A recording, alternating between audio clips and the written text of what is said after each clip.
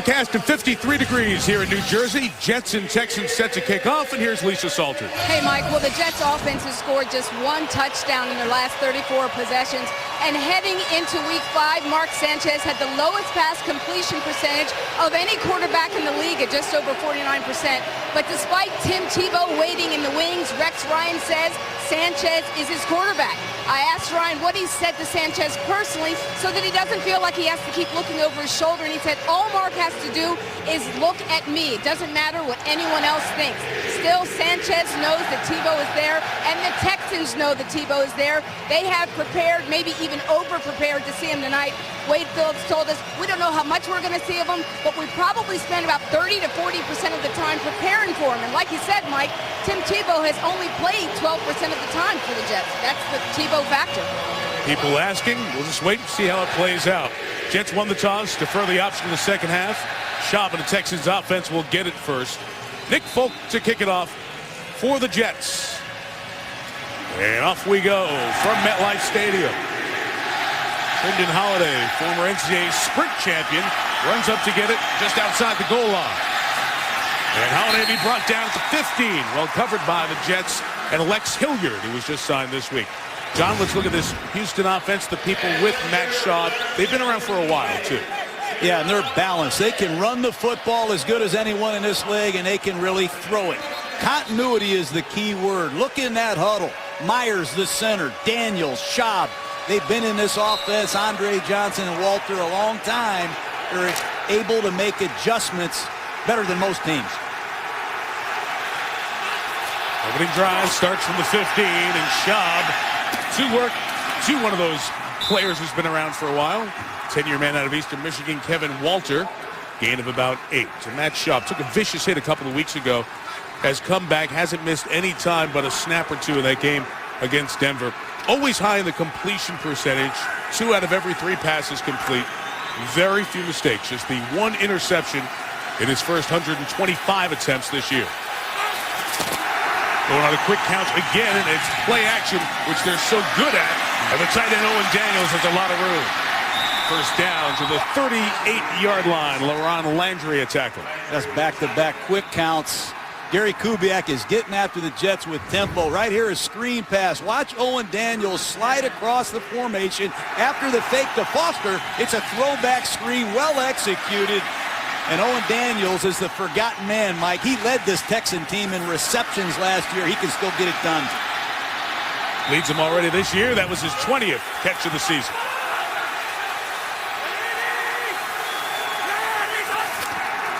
From the 38, the end will come around, get it in the hands of the rookie Keyshawn Martin. Out of Michigan State, Martin into Jet territory. Across midfield for a first down. John, they have added 2 receivers from the Big Ten. Devere Posey out of Ohio State and Keyshawn Martin, the former Spartan. Bunch formation. They fake the ball to Foster. Flow goes with Foster, and here comes Keyshawn Martin on an end around. A throwback screen and an end around by Gary Kubiak early in this football game to take advantage of the New York Jets, who they knew would be fired up early. They've gained 9, 14, and 14 on the first 3 snaps.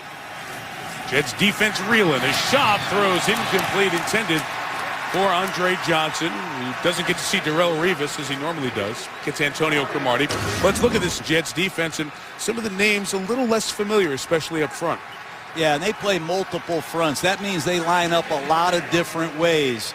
And the young defensive linemen, when you look out there at number 93, Kenrick Ellis, 96, Muhammad Wilkerson, they have to step up and play big tonight. Of course, Darrelle Revis injured his ACL 2 weeks ago in Miami, out for the rest of the season. Not on IR just yet. Foster the carry, cut it back. He stopped at the 45, so we're going to have 3rd down and about 7 coming up. First opportunity for this Jets defense, John, as they love to get in 3rd and longer situations. Less predictable Foster runs, more known passing situations. Well, this is where the Jets have really struggled. 31st in the league on 3rd down defense. That's unheard of in Rex Ryan's world. They don't have a natural pass rusher. They have to do it with creative blitzes. They don't have a man on this football team with more than 2 sacks. Look for some confusion here. 3rd and 7. Here comes the pressure with the safety Landry. Schaub steps up and completes it to Walter for the first down at the 35-yard line. Well, it's a blitz.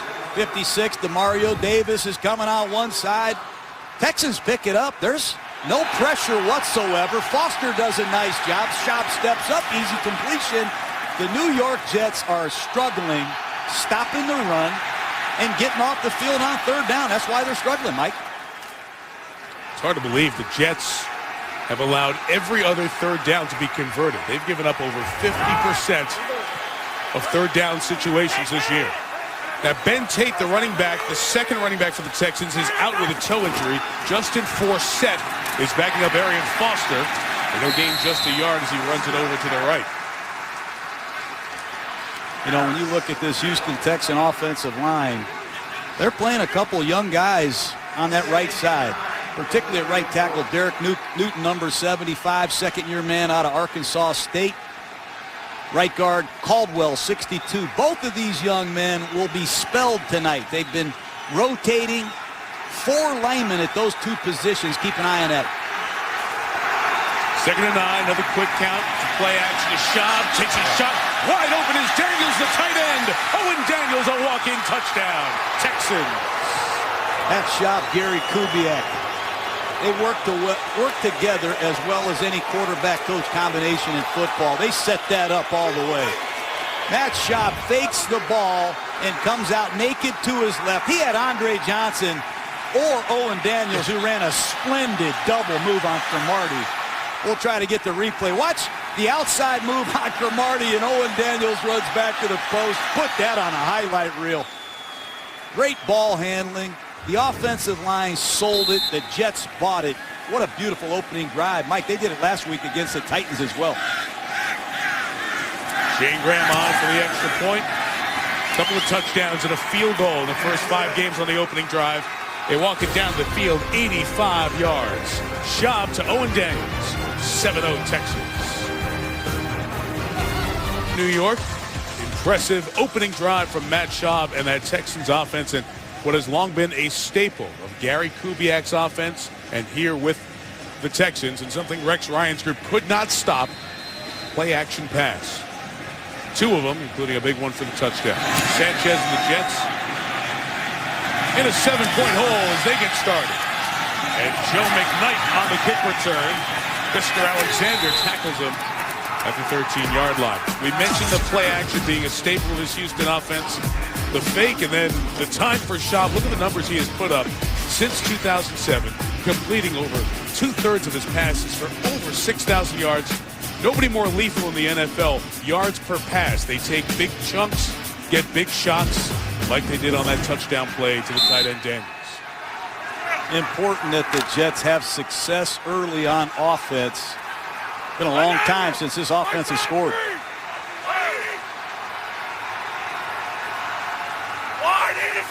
Drive start from the 13th for Sanchez. Sean Green up the middle. Not going anywhere. Ryan Cushing waiting for him. You're going to hear a very frustrated fan base tonight right away. They're missing a lot of people. Holmes and Keller. Stephen Hill, their 2nd-round pick. The Terminator, John Connor, their fullback. So a lot of different names in this Jets offense. Well, they have no identity right now. They've got to find something they can do well. And these players that are injured aren't playing, so the guys that are replacing them must step up. If Sanchez doesn't get something going, I think Tebow will be in the bullpen tonight. Joe McKnight in the game and moving out of the backfield and to a receiver spot. They want to get some more playmakers on the field. Sanchez pulled down as he throws. That pass is incomplete. Pocket collapsed by Antonio Smith, the veteran who went to the Pro Bowl last year. Collapsed is a mild word, Mike.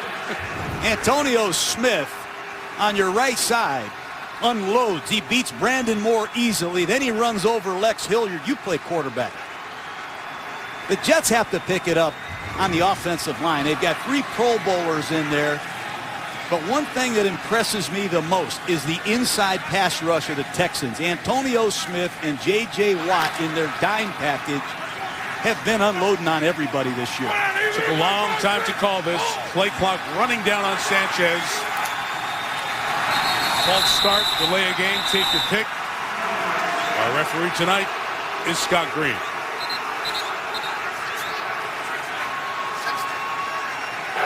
False start. Offense, number 60. 5-yard penalty. Third down. John, you talked about it. Only one touchdown in the last 34 drives. Not even a sign of hope. There are anonymous players to these Jets fans. A lot of them sat through the San Francisco game last week, so their patience very, very thin.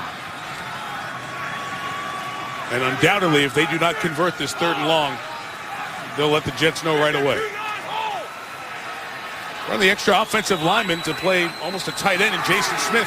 6 protectors for Sanchez. So he has time, and he completes it to Curley.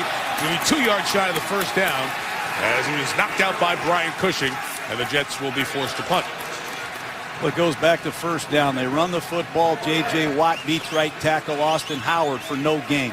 On 2nd down, right guard Brandon Moore gets beat by Antonio Smith. Then a false start, and you're going to give the Texans good field position. You better be careful with Houston. They can blow you out of here early with mistakes like that. Tebow, personal protector. Jets had a punt blocked last week. Robert Malone with the kick. Not a good one. Got a good bounce. And Houston will take over at the 37-yard line. Good early start for the Texans and a bad one for the Jets. Schaub back after this. The 4-0 start, winning by a big margin. They've outscored their opponents by 70 in the first quarter of the season. It's a Houston offense that has a ton of points already, averaging 31.5 per game. Quick snap count, first down. Schaub taking a look for Andre Johnson, who's locked up in coverage with Cromartie. He did a very good job at the start of the play. Well, the Houston Texans have a lot of plays that start off looking the same that are different, and it all starts with the 2-back stretch game. He'll hand it one play, and then the next play, he'll lure your free safety into the pile and keep it, and they'll come out and bomb you.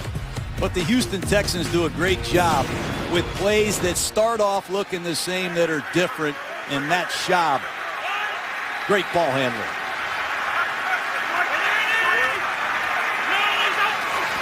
On 2nd and 10, it is Foster, and a nice stop by the Jets with David Harris starting the parade of green. It'll be 3rd down and long coming up.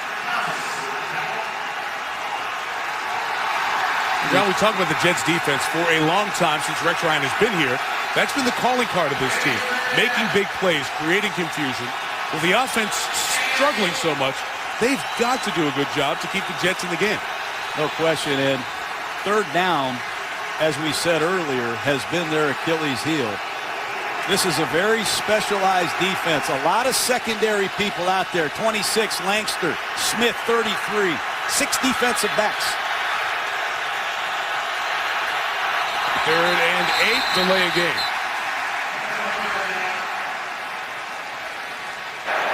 Delay of game. Offense. 5-yard penalty. Third down. And, you know, Mike, when you lose Darrelle Revis, your star corner, not only do you lose a great player, you lose a lot of unique coverages. 2 position changes. Kyle Wilson has to go outside. Langster has to go inside. Jets have 2 new safeties as well. LaRon Landry, Jeremiah Bell. They've had a lot of communication issues on defense.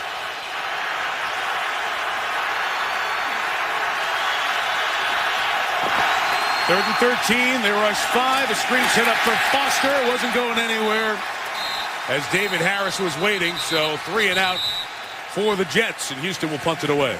I think David Harris is the best player on this Jets defense. He's a complete every down linebacker. He's going to play man-to-man on this scan screen. As Foster crosses a formation, David Harris read it beautifully and beat Myers to the ball. Excellent play by the Pro Bowl linebacker. So Jeremy Curley back for the punt. A little bit of confusion here with Houston and their gunners. Trying to go down and cover. Donnie Jones kick, the lefty out of LSU.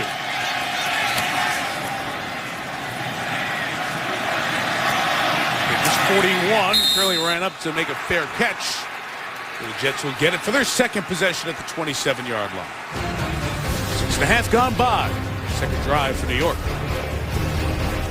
Quarterback matchups yesterday. Peyton Manning defeated by Tom Brady. Phillip Rivers defeated by Drew Brees. Now they get to go head-to-head for the lead in the AFC West. Broncos Chargers We'll be in San Diego this time, a week from now, 8:30 Eastern, 5:30 Pacific. Sanchez and the Jets taking over at the 28-yard line. Again, nowhere to run. On a first down carry for Sean Green. Wade Phillips has turned around this Houston defense, as we mentioned before. John, some new names that have come in, and they've all added up to second in points allowed, third in yards allowed. Well, there's nothing they don't do well. I've already seen J.J. Watt make 2 solo tackles. They dominate in the front 7. Cushing, their middle linebackers all over the field, and they can shut you down in the secondary. Here's Tim Tebow, heads up for a play-action pass, Mike.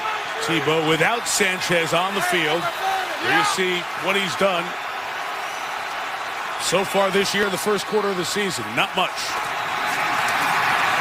And a throw downfield, and it is incomplete for Jason Hill. So Tebow takes a shot, deepest pass he's attempted. Glover Quinn in coverage. Glover Quinn is a heck of a football player. Tebow made a great throw right down the seam to Hill. And Glover Quinn, the ex-corner who Wade Phillips moved to safety, does a nice job turning, finding the ball at the last second. I think he tipped it out of there. Take a look at the very end of the play. Well thrown ball by Tim Tebow. I think Hill should have gone up and got it. Hill, who's only arrived here a short time ago, couldn't make Jacksonville's roster. 3rd and 10. Here comes the pressure as Sanchez throws. It's incomplete for Clyde Gates, the wide receiver. And again, it's very little work with a lot of these receivers and fans around Sanchez, but this is an offense getting to know each other. That gets old real quick anywhere. Brian Cushing, watch him come on a stunt dog blitz. The linemen are going to stunt in front of him. He finds an open gap, and Sanchez got rid of this just in time. Not real good protection. Route confusion. 2 series in a row. The Jets don't look good on offense. Wobbly kick by Robert Malone turns into a poor kick, just 35 yards as it's taken out of bounds, and Schaub and the Texans will get the ball once again at the 38-yard line. Touchdown on the first drive, 3 and out on the second. Let's see what Matt has for you after this. Consecutive home games for the Jets. Embarrassed 34-0 at home 8 days ago by San Francisco. Justin Forsett is the back, and he won't get back to the original line of scrimmage. So a good first down defensive play with Mike DeVito.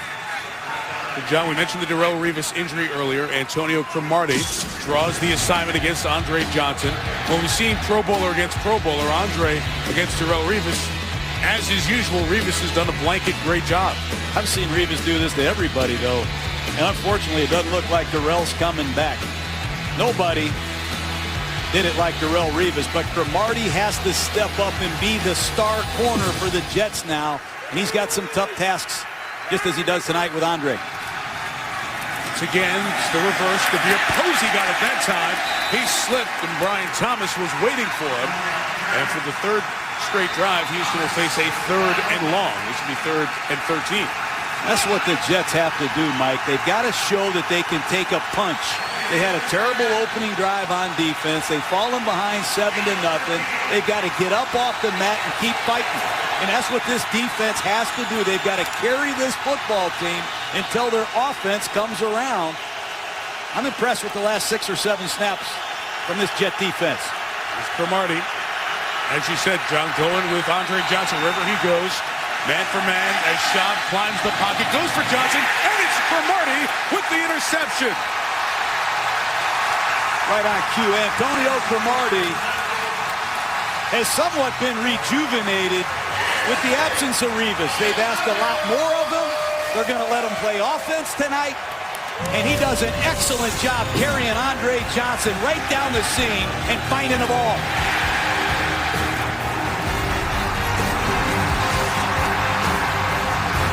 Told us from the sidelines, Antonio walked over and gave the football to his wife on the interception. Gets the ball back for the Jets offense, more importantly, at their own 43. Just Schaub's 2nd interception of the season. Bilal Powell is the back as Sanchez takes a shot downfield. Going up to make a play with a flag down. It's Clyde Gates, just his 2nd reception here with the Jets. 27 on the game. Going beyond Joseph. Nice job by Sanchez, giving Clyde Gates a shot. Interference. Defense. Number 24. Penalty is declined. First down. And Jonathan Joseph had a slight groin pull in the Denver game. I like the fact that Tony Sperano tests Joseph early with Gates, a man who can run.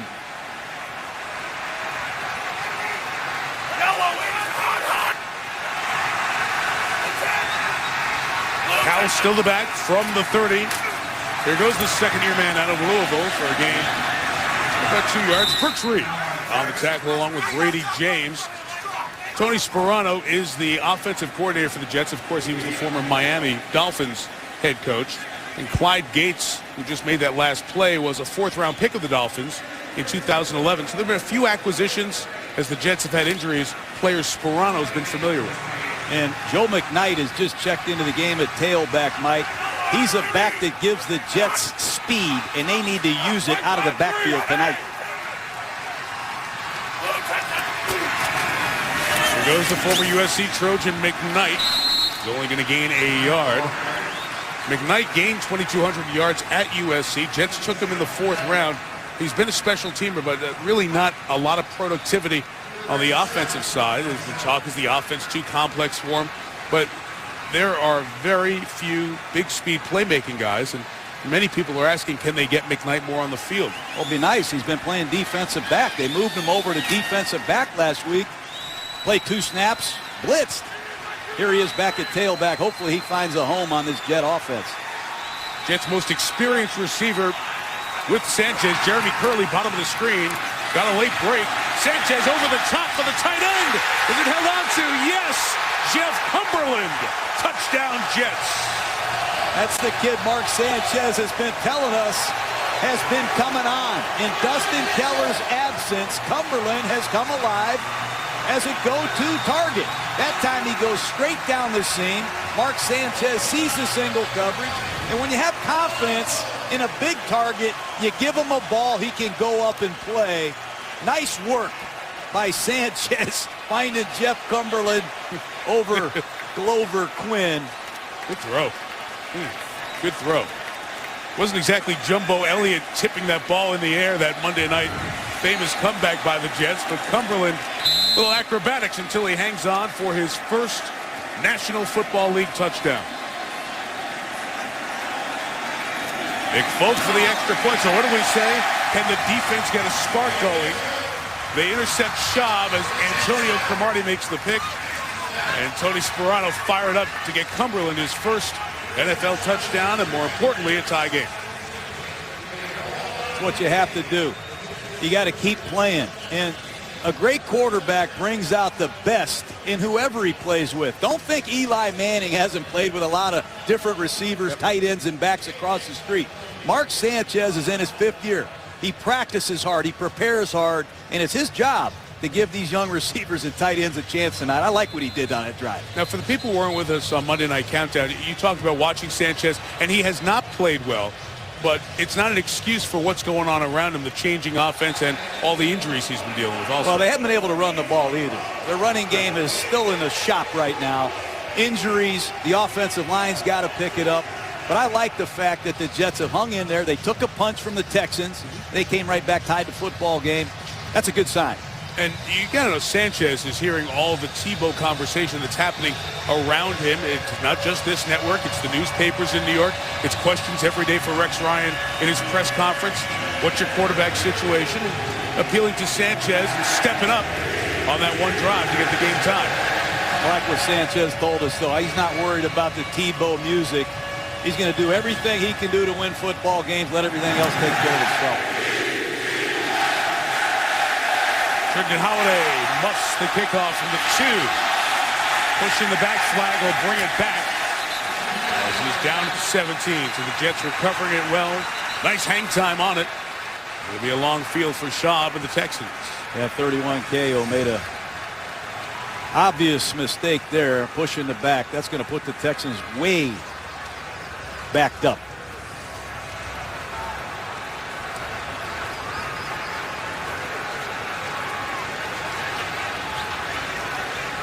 Tony Sperano going through those Polaroids. There are 2 fouls against the receiving team. Low block. That penalty is declined.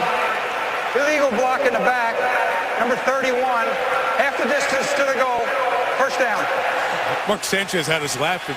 He said his conversation with Sperano on the sideline used to be Matt Cavanaugh, the quarterback coach who we talked to. Now it's Sperano. He said, big circles. This guy's open. This guy's open.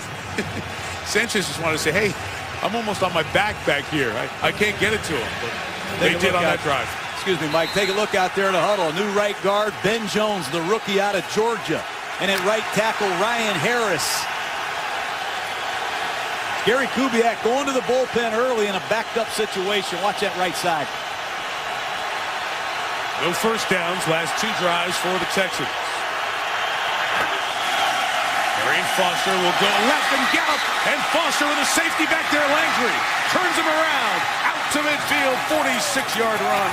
Arian Foster. This Houston Texan running game, I love it. It's not just the zone stretch.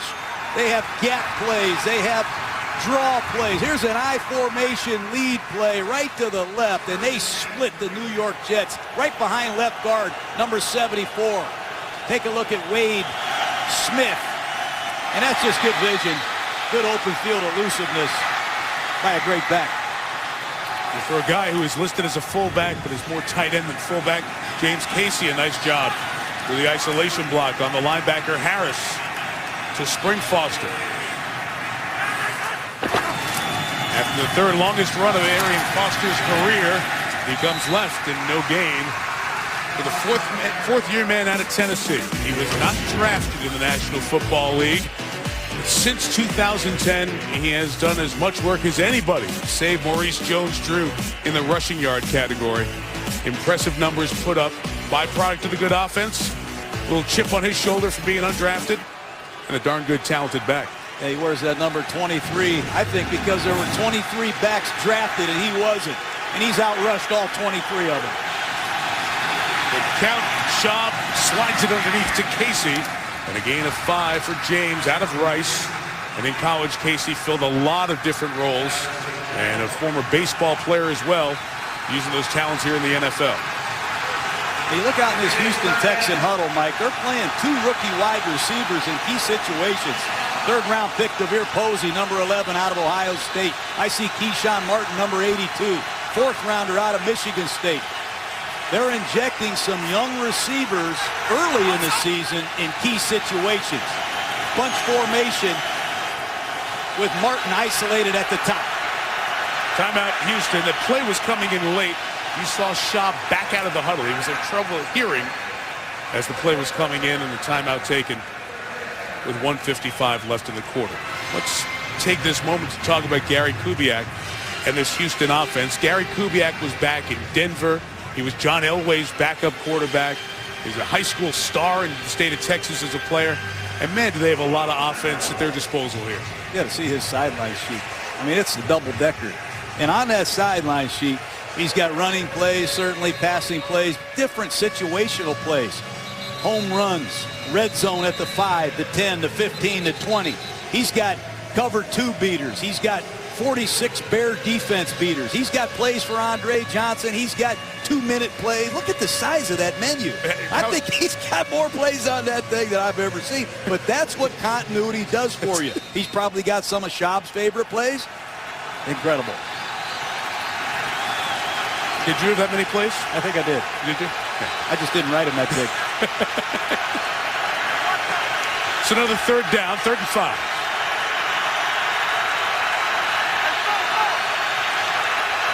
Two receivers left, 2 right. The Jets drop 8 in coverage, and Schaub has nowhere to go. Pass for Walters broken up by the combination of Kyle Wilson and Eric Smith. Another 3rd down stop. This is where Rex Ryan and defensive coordinator Mike Pettin get you. It's the illusion of pressure. They're going to show Matt Schaub pressure, and they bail out of there. They just rush 3, and they play a maximum zone, and there's coverage people everywhere. There's nowhere to throw the football. Rex Ryan, Mike Pettin, they do a great job with the illusion of pressure. Sometimes they bring it, sometimes they don't. Big rush up the middle on Jones, who has to get it away quickly. We'll see if he can be down inside the 10. here. Posey just missed getting a hand on it, so it bounces back to the 15. It'll be a 30-yard punt, and the Jets will take over. To get everybody up to speed on the injuries on the Jets on the offensive side, Santonio Holmes, Liz Frank injury to his foot, out for the rest of the season.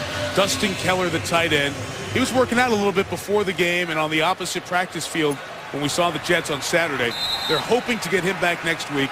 And same true for their second-round pick, the wide receiver Stephen Hill out of Georgia Tech. So if they can get through this very tough part of the schedule with the Niners, the Texans here this week, they play Indianapolis next week, and they hope to get more passing options back for Sanchez. 3 yards on the run for Sean Green on first down. You know, a lot of people call this Wade Phillips defense a 34 defense. It's hardly a 34 defense. A 34 defense is 3 down linemen and 4 linebackers. Wade Phillips plays a 5-2 defense. 5 defensive linemen and 2 linebackers, because Connor Barwin and Brooks Reed are really defensive ends playing on the outside. Those are 5 defensive linemen that force one-on-one blocks. That's why they're a handful.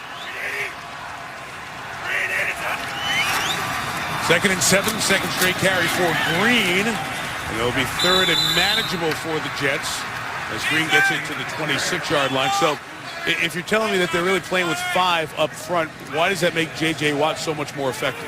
Because he gets a lot of single blocks. He gets a lot of one-on-ones with tackles and guards. And when he's in a one-on-one situation, it's almost a mismatch every single time. But remember, Barwin, number 98, had 11.5 sacks last year. Antonio Smith's been to the Pro Bowl, and Brooks Reed is a rising star. Every one of these guys demands a one-on-one block. McKnight's the back, 3rd and 3. Sanchez running out of time, throws it high, and is caught by Chaz Schillens. The mark looks to be just around the first down marker, but it looked like he had to get to the line. This wasn't a touchback starting at a 20 to get to a 30. This was a down punt at the 15 that had to get, it's like, to the line at the 25, so the mark might be short. Nice rally by nickel man Bryce McCain. Sanchez pushes up in the pocket.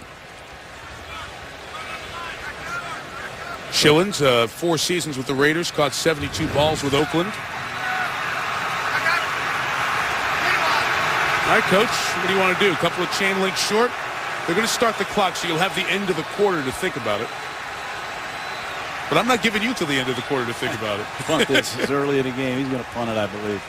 Rex Ryan, though, if you want to shake up your team, here's a way to do it. Sanchez walking over the sideline. They're watching the huge HD boards here just to see if they should think about challenging the spot. And taking a look at that. Now the clock will wind, and the quarter comes to an end. This is the end of the first quarter. And after one, it's 7-7 on Monday Night Football.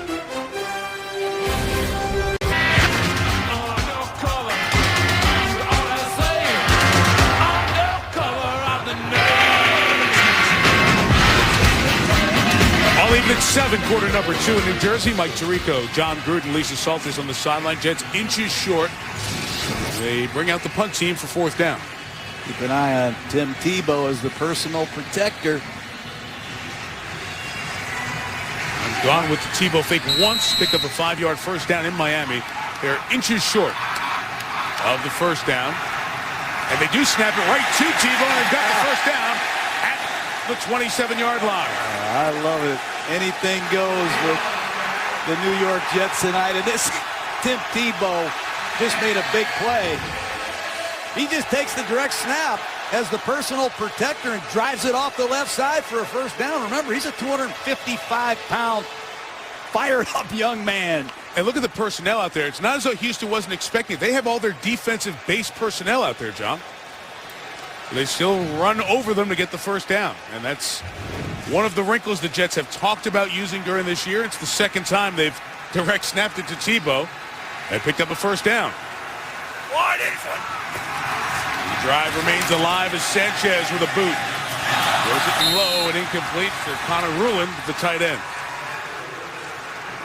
Well, you got to move the pocket and change the launching spot. That time it was well read by the Texans, and J.J. Watt Scraping down the line of scrimmage. Here's Connor Barwin going up. He got a piece of it and deflected it on the way to the tight end. Ruland was cut by the 49ers after being on their practice squad. The other tight end, Cumberland, missed most of last year with a torn Achilles. So again, detailing the lack of familiarity for Sanchez with these receivers. Time incomplete for Bilal Powell. You know, the Jets don't have a back that they can involve in the passing game. Tomlinson was a great receiver. You see Bilal Powell just slip and fall. Sean Green came in here with 3 catches, Mike. Bilal Powell had 2. The Jets need a back that can mismatch these linebackers in space. Got to make routine plays.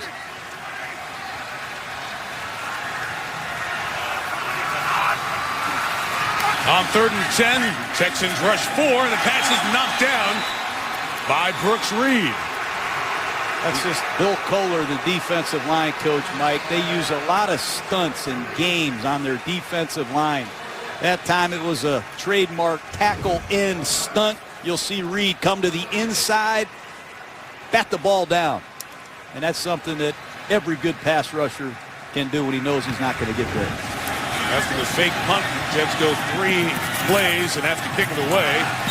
And it's down to the 28-yard line by Isaiah Trufant. Good job by the Houston defense to stop the Jets after the fake. Empire State Building, New York City area. Our aerial coverage is brought to you by DirecTV. There you see MetLife Stadium. Seating 82,000. Giants beat Cleveland here yesterday. Season 3 for the Jets and Giants as co-tenants. Now, on the last punt, there was an issue. Team went out of bounds, was the first to touch the ball. It's a 5-yard penalty. Scott Green reporting that penalty that they missed live. The first player to touch it came from out of bounds, and that was Isaiah Trufant. So it's a penalty on the Jets. It adds 5. And the Texans take over at their own 33 instead of the 28.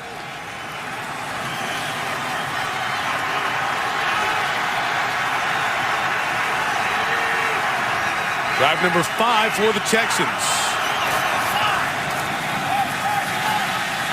Scott able to get back onside in time, and Schaub completes it to Walter.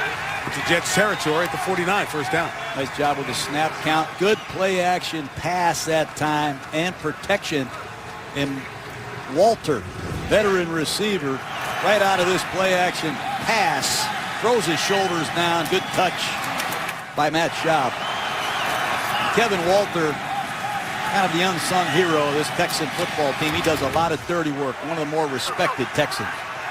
Been around for a decade. It's very little mention with this group.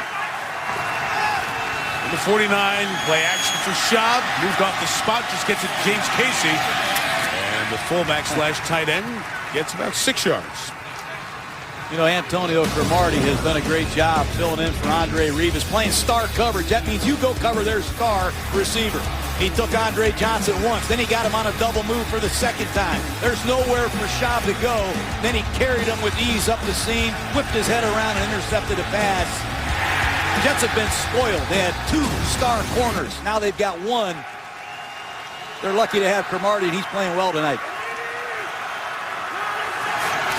Johnson off the field, gain of 7. It's Foster with a big run up the middle for the first down.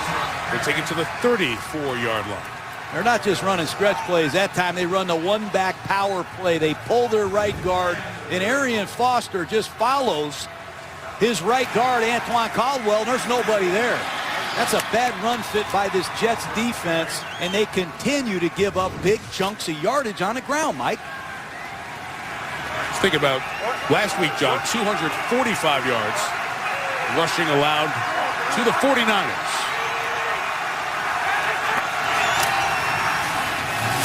Foster to the right, got out of the block, and there goes Foster. Down the sideline, another big run. Arian falling awkwardly at the 15-yard line. But a first down as Jeremiah Bell finally stopped him. Well, they're playing the 46 defense. Buddy Ryan, Rex Ryan, Rob Ryan are all known for it. They're covering both guards in the center. They're playing man coverage on the tight end and bringing Calvin Pace off the edge. This should be a good front to stop the run. But once again, it's that Gruden grinder, James Casey at fullback, Mike. Athletically, instinctively finding Bart Scott and springing Arian Foster. Foster 6 carries, 80 yards, right back to him. Foster patiently waits, sniffing the goal line, gets in. Houston touchdown. That's one thing I admire the most about the Houston Texans. They can run the football right down your throat, and they will repeat runs if you can't stop them. That's as good a drive on the ground as I've seen all year in the NFL. Just a simple zone play off the left side. Watch the outside footwork. Actually, it's a T scheme where they pulled the play side tackle Newton, and they did a great job springing Arian Foster. Good use of different schemes. And Walter did a great job, number 83, blocking on the perimeter. Extra point added by Shane Graham. Runs of 8, then 21, and then 13 for Arian Foster in his 40th game, his 39th rushing touchdown. Texans back on top, 14-7.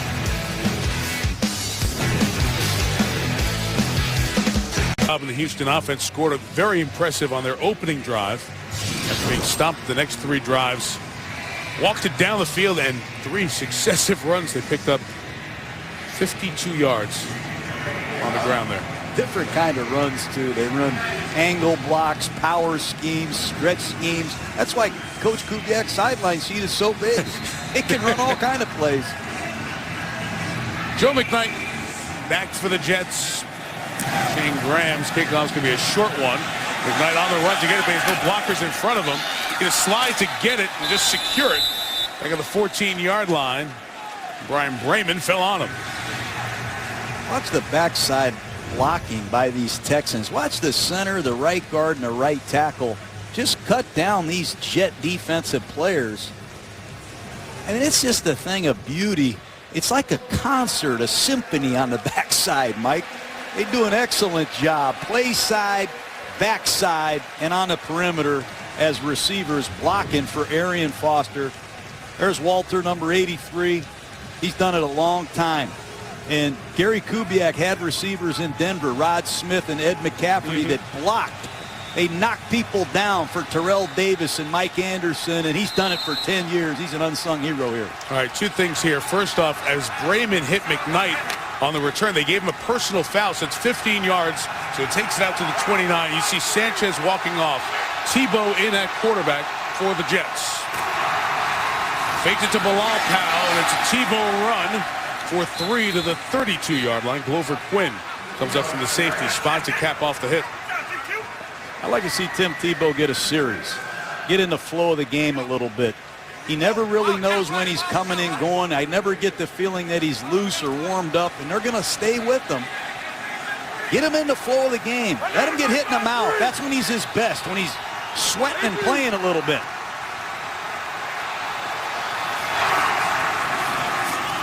Around to get it that time is Bilal Powell. It's taken to the 35-yard line. Cushing's hurt. Brian Cushing, the Texans' star inside backer, shaken up on the play.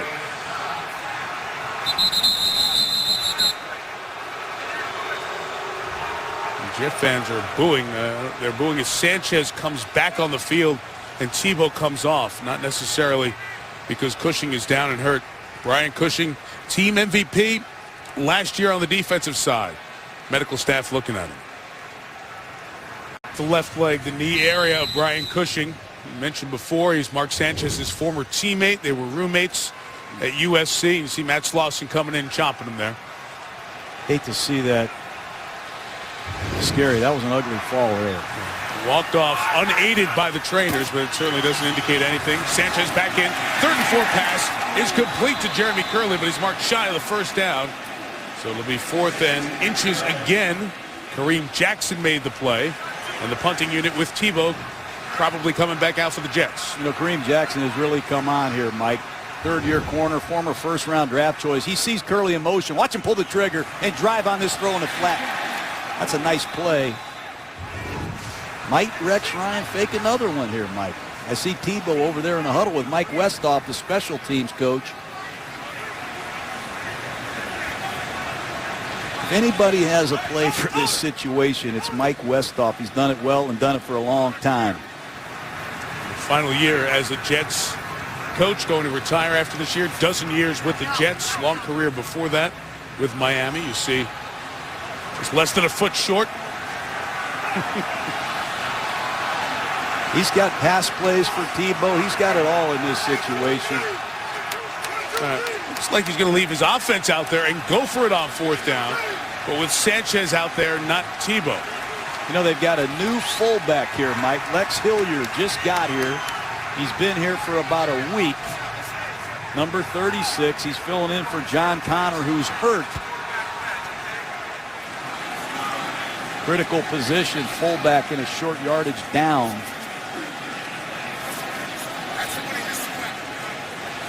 Sperano sends the play to Sanchez. Mark's former teammate at USC, as we said, roommate Brian Cushing is walking back towards the locker room to get further examination on that left knee.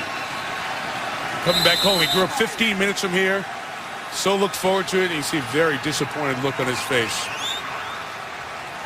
That's concerning. Oh, yeah, absolutely. Guy who's played so well for them, especially last year in this defense. 4th and inches. Keeping is Sanchez, trying to sneak for the first down. And they'll umpire the bodies.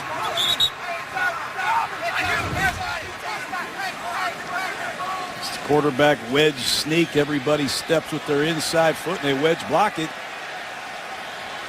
Tempers are flaring out here.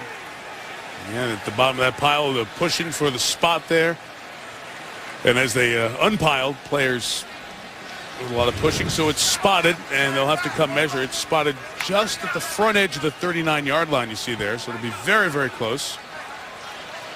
You've got to have variety in offense and keep people off balance, but the first thing you're thinking is if you're going to run that play, you have a fullback in Tebow who plays quarterback. Wouldn't you take your shot with him, right? That's what Sanchez probably said. That's right. I just got it. First down. And you look out there in this Texan defense now, Mike. Tim Dobbins, number 52, the veteran middle linebacker, will take over for Cushing. Brady James, the ex-Dallas Cowboy, number 53. And here's Antonio Cromartie playing offense. The Jets have a need for speed. Don't be surprised if they send Cromartie down the field. Jonathan Joseph, who's used to covering the big receiver, covering Cromartie.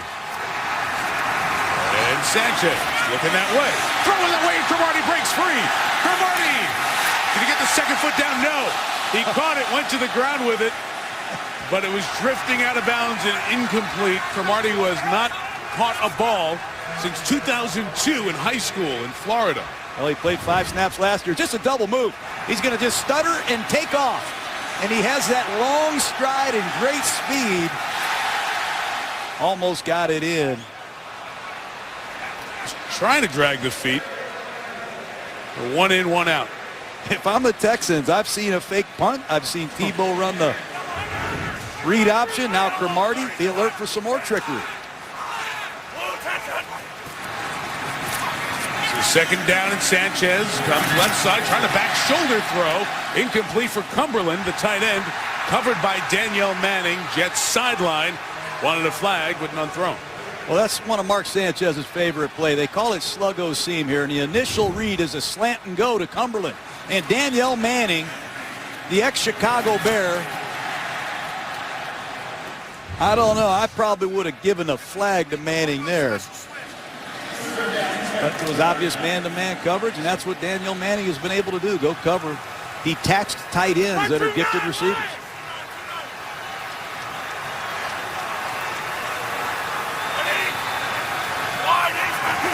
It's 3rd and 10. Sanchez back to throw again. Put it up for grabs. I mean, very carefully as he was going down. Going to be ruled an incomplete pass. J.J. Watt was sitting on sack number 8.5. And Sanchez just got rid of it in time. Running downfield with the ball was Bilal Powell, but it was blown incomplete. Look who made the tackle. J.J. Watt just ran over New York Jets. Barwin's in there. Ball's bouncing around. Bilal Powell picked it up, thought it was a fumble, and J.J. Watt tackled him too. this J.J. Watt, I don't know how many watts are in his energy source, but there's a lot of them. He is a one-man wrecking machine. Hard to block this kid. I don't care who you got to block him. 7.5 sacks coming in. More hang time in the first couple of kicks. Not that one. Robert Malone crushed it. Holiday let it go, but it goes all the way. So it's 61 of gross, but only 41-yard net on the punt. It's still a pretty good number. We talked about J.J. Watt coming in and what he does to disrupt offenses. Sanchez feeling the effects there. Beautiful shot. Statue of Liberty.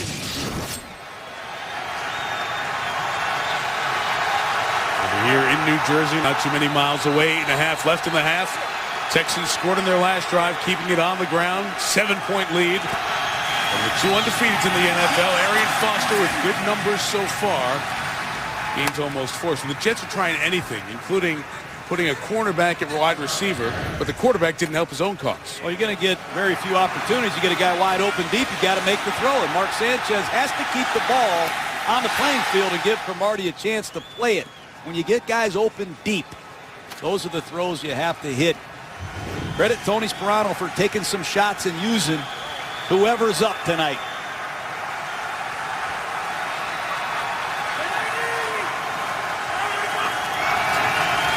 Second and 7. Schaub's first look is covered. Just throws it away. Out of the tackle box, sends it over to the defensive sideline meeting. And it'll be 3rd and 7 for the Jets defense. You know, one thing about Matt Schaub is he is not a scrambling quarterback. He hasn't scrambled for a first down all year. I don't think he's had a 10-yard gain as a runner in over 2 seasons. But he's the hardest quarterback to sack. Only been knocked down 3 times. Once again, the play getting in late to Schaub. They're probably going to need a timeout in this noise. Yeah, play clock down at 12 here. You got it. And that's rare. Usually the communication and the tempo is very crisp for this Houston team. They've used 2 timeouts so far. A couple of long-time gurus on their side of the ball going head-to-head tonight with Gary Kubiak calling the plays and Rex Ryan trying to dial up 3rd down defenses to get them off the field. Always admired the coaches that call the plays. One of the best in football. Kubiak on the left, offensive coach, and the one on the right. He's as good as there is on defense. Going to be a great battle throughout the night. And one of the rare head coaches who calls defensive signals. Don't see it often. Schaub's having trouble hearing the plays coming in. A little mechanical malfunction. 3rd and 7 for Houston. Jets overload the pressure from the right. Schaub gets hit. Completes it still to Foster. First down as Harris brings him down at the 40-yard line. This Matt Schaub makes one of the great completions of the night under serious pressure. He hangs in there. Watch Schaub get rid of this on his back foot with Jets in his face. He knows exactly where every one of his Texan receivers are. How about that for pocket toughness? It's amazing that he has that kind of poise and accuracy under that kind of fire. Great play by Schaub. Houston has it at the 40, 1st and 10. 4-0 Texans. With a great offensive machine. Arian Foster on the ground with only a yard, but a penalty marker's coming down for a holding penalty. Back behind the play. Holding, offense, number 86. 10-yard penalty, first down. Arian Foster, he carries 97 yards so far for this Houston offense. He's done a good job running. The Texans scored on their first drive in their most recent. The Jets defense has still shown the problem they had, giving up too many rushing yards, 110 here in the first half. They gave up 245 to San Francisco last week. Mark Sanchez has not looked bad, but his completion percentage has been down. Tim Tebow's had probably the most significant impact he's had offensively. Threw a long pass that was on target, but just deflected away at the last minute and picked up a first down on the fake punt. Schaub's pass is complete to Kevin Walter at the 38-yard line as they get back some of the penalty yardage, John. Well, you make a good point, Mike, and you look out on that Jet defense. Some of these young defensive linemen have to pick it up. There's no pass rush. Now I'm talking about Quentin Coples, their first rounder. Muhammad Wilkerson, 96, first rounder. Kendrick Ellis running off the field right now, number 93. These young Jet defensive linemen have to pick it up in green.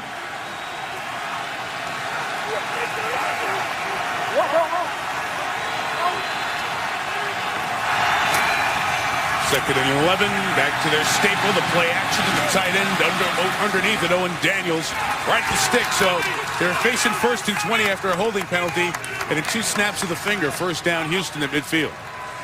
Balance. You run the ball, you can play action pass, and nobody combines the two better. And let's update with the numbers tonight. He's been good in play action again this evening, Matt Schaub. You go back since 2007, most play action passes to gain 20 or more yards. Matt Schaub ahead of Rivers and Brady and Manning and Breeze. So the effectiveness of the continuity of the offense and the ability to run it, like you said. 5 for 5 on play action tonight. There's that one towards Foster, who was well covered by Eric Smith, the safety, coming out of the backfield.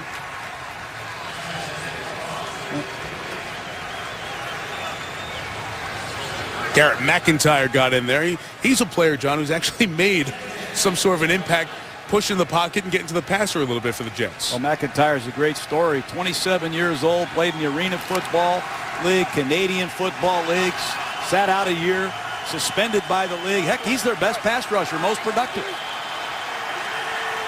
Jets now have rookie 6th-round pick Josh Bush, safety, on the field as Foster dances, and Mike DeVito brings him down at the 46-yard line. 3rd and along, 6 coming as we get to the 5-minute mark of this first half. Here comes the pass rush specialist of the Jets. Number 51, Aaron Mabin, had 6 sacks last year coming over from Buffalo. He has not delivered yet for the Jets, and he's overdue. Critical stop situation here for the Jets, and they have to rev up this pass rush from someplace. So the chairman and CEO of the Jets, Woody Johnson, cheering with the crowd on 3rd and 7. Pressure again to Schaub's right. Steps into the void.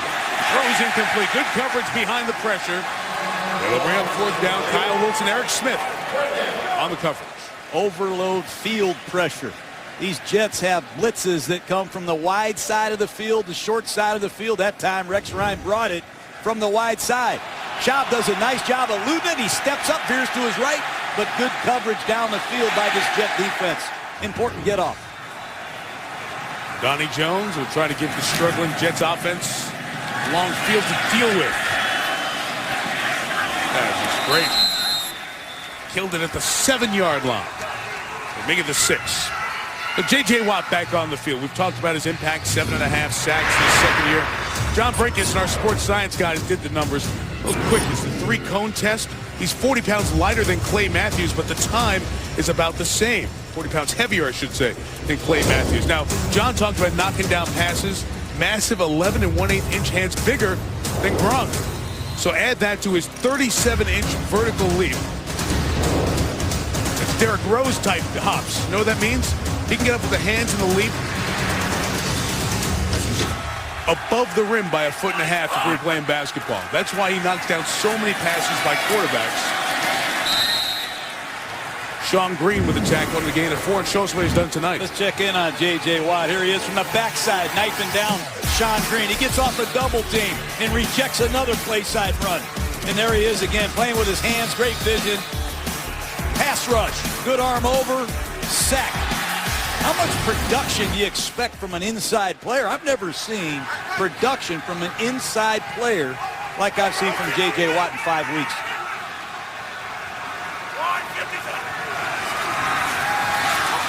The run for 4. Sanchez passing in traffic. Chaz Schillens holds on to that right near the first down mark at the 17. Brady James, Kareem Jackson the tackle. Back to Watt. His story is extraordinary. He was at Central Michigan as a tight end. Didn't pan out there. They were going to make him an offensive lineman. He decides to follow his dream, go back to Wisconsin. Walks on at Wisconsin. Turns into a defensive lineman, a star on their team. Goes to the Rose Bowl. And then gets drafted by Houston in the first round. Turns in a terrific rookie season. Started this week leading the NFL in sacks with 7.5. Extra lineman Jason Smith in to block, 3rd and short. And Sean Green gets that yard and a half that they've been getting often on their runs, but this time for a first down. It's important they get Sean Green going. Been very quiet. Came in tonight with 191 yards, just over 2.5 yards a carry. He's the kind of back that needs to see the ball 18 to 22 times. He's a guy that can wear down a defense, but he needs more opportunities. Important for the Jets to find their running game, and Sean Green again quick. To show you Brian Cushing going off the field earlier with that left knee injury. His return termed as questionable, as you would expect from the Texans staff at this point. No further diagnosis. Sanchez, no time, ball's knocked out. Picked up by Lex Hilliard, the Jets fullback. That's one of the better plays the Jets have had tonight. Out to the 25-yard line. Brooks Reed came off the edge, had the strip sack. Well, the Jets have Jason Smith playing tight end, the former tackle of the Rams. He just gets beat soundly by Brooks Reed on the backside. Stripped it, knocked it out. Just a return there on the fumble by Hilliard, but got positive yards for the Jets.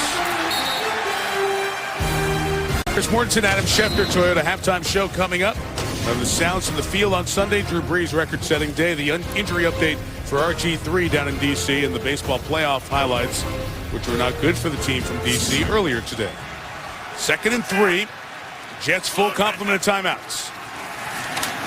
Sanchez going up top towards Clyde Gates. Incomplete. The fans on this side saw the hand fighting. They wanted pass interference on Joseph. Not called. Let me show you what Brooks Reed did right before the break, Mike. Speed rush. Bottom of the screen. He beats Jason Smith. Watch his flexibility to get the corner. Dip. Swat the ball out of Sanchez's hands.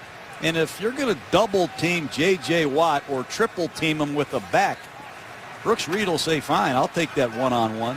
These Texans are disturbing the peace with their pass rush, Mike.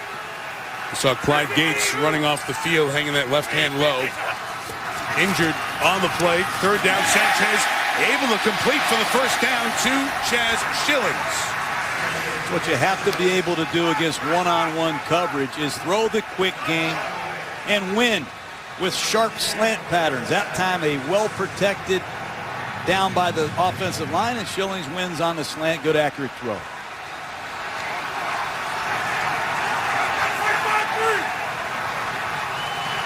Jason Hill checks in the game's the 3rd receiver. Jets are down at 3. Sanchez throws. It's caught by Curley. Inside the 30 to 27-yard line. A pickup of 36. Mark Sanchez is showing me something tonight. This is a great throw under pressure. It's going to be a strong side blitz. He stands in there, gets hit right as he throws his football. That's big time. Good pickup of the pressure, too, by Powell, I believe it was, the running back. Gave Sanchez that extra half second. Jets getting in field goal range. Sanchez again throws underneath by Schillings. He's knocked forward for the first down. So these no-name Jet receivers, very few of them have been here for a long time, doing a good job in this 2-minute drill. Yeah, that time Schillings didn't know the play. Watch him raise his hands. He's like, hey, what are we going to here? Then the ball snapped. Fortunately, he runs a slant route. Sanchez throws a beautiful pass. Good guess. But when you have a lot of new receivers, fill it in. You have no choice but to step up. I'm impressed with what Mark Sanchez has done. Standing in there, he missed Cromartie earlier, didn't hang his head, came right back. They're lucky with that fumble, though. That ball bounced their way after the Brooks Reed sack. Sanchez has made 2 nice throws in this drive. You saw earlier on this drive the hand injury to Clyde Gates, one of the other wide receivers. So it's Curley, Jason Hill, and Schillings. Only 3 full-time receivers that are healthy right now for the Jets. They used Antonio Cromartie for a snap at receiver in the first half. This is where Wade Phillips loves all-out blitz.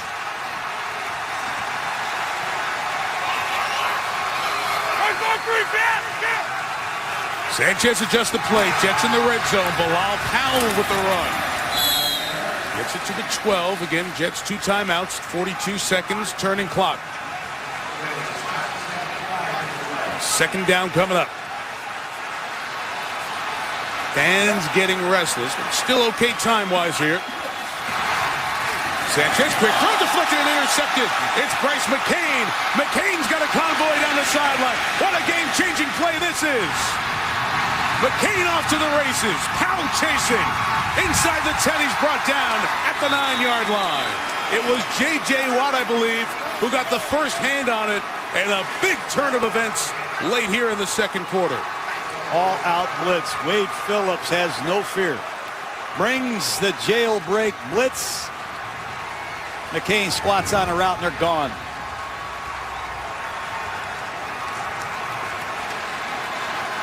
Might have been tipped by J.J. Watt, but Sure was. J.J. Watt continues to wreak havoc. All-out blitz. McCain makes an excellent play, and you got to give Bilal Powell credit for hustling. And Curley, Curley the as well. intended receiver. Now 14 seconds left. The Texans only have one timeout, so they probably have one shot at the end zone. They're down here at the 9, perhaps 2.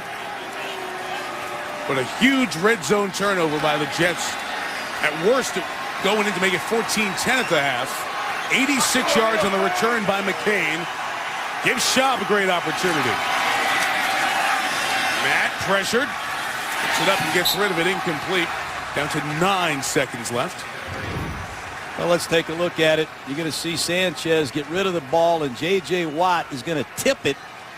And McCain does an excellent job off the ricochet. J.J. Watt has rejected 6 passes. 3 of them have been intercepted.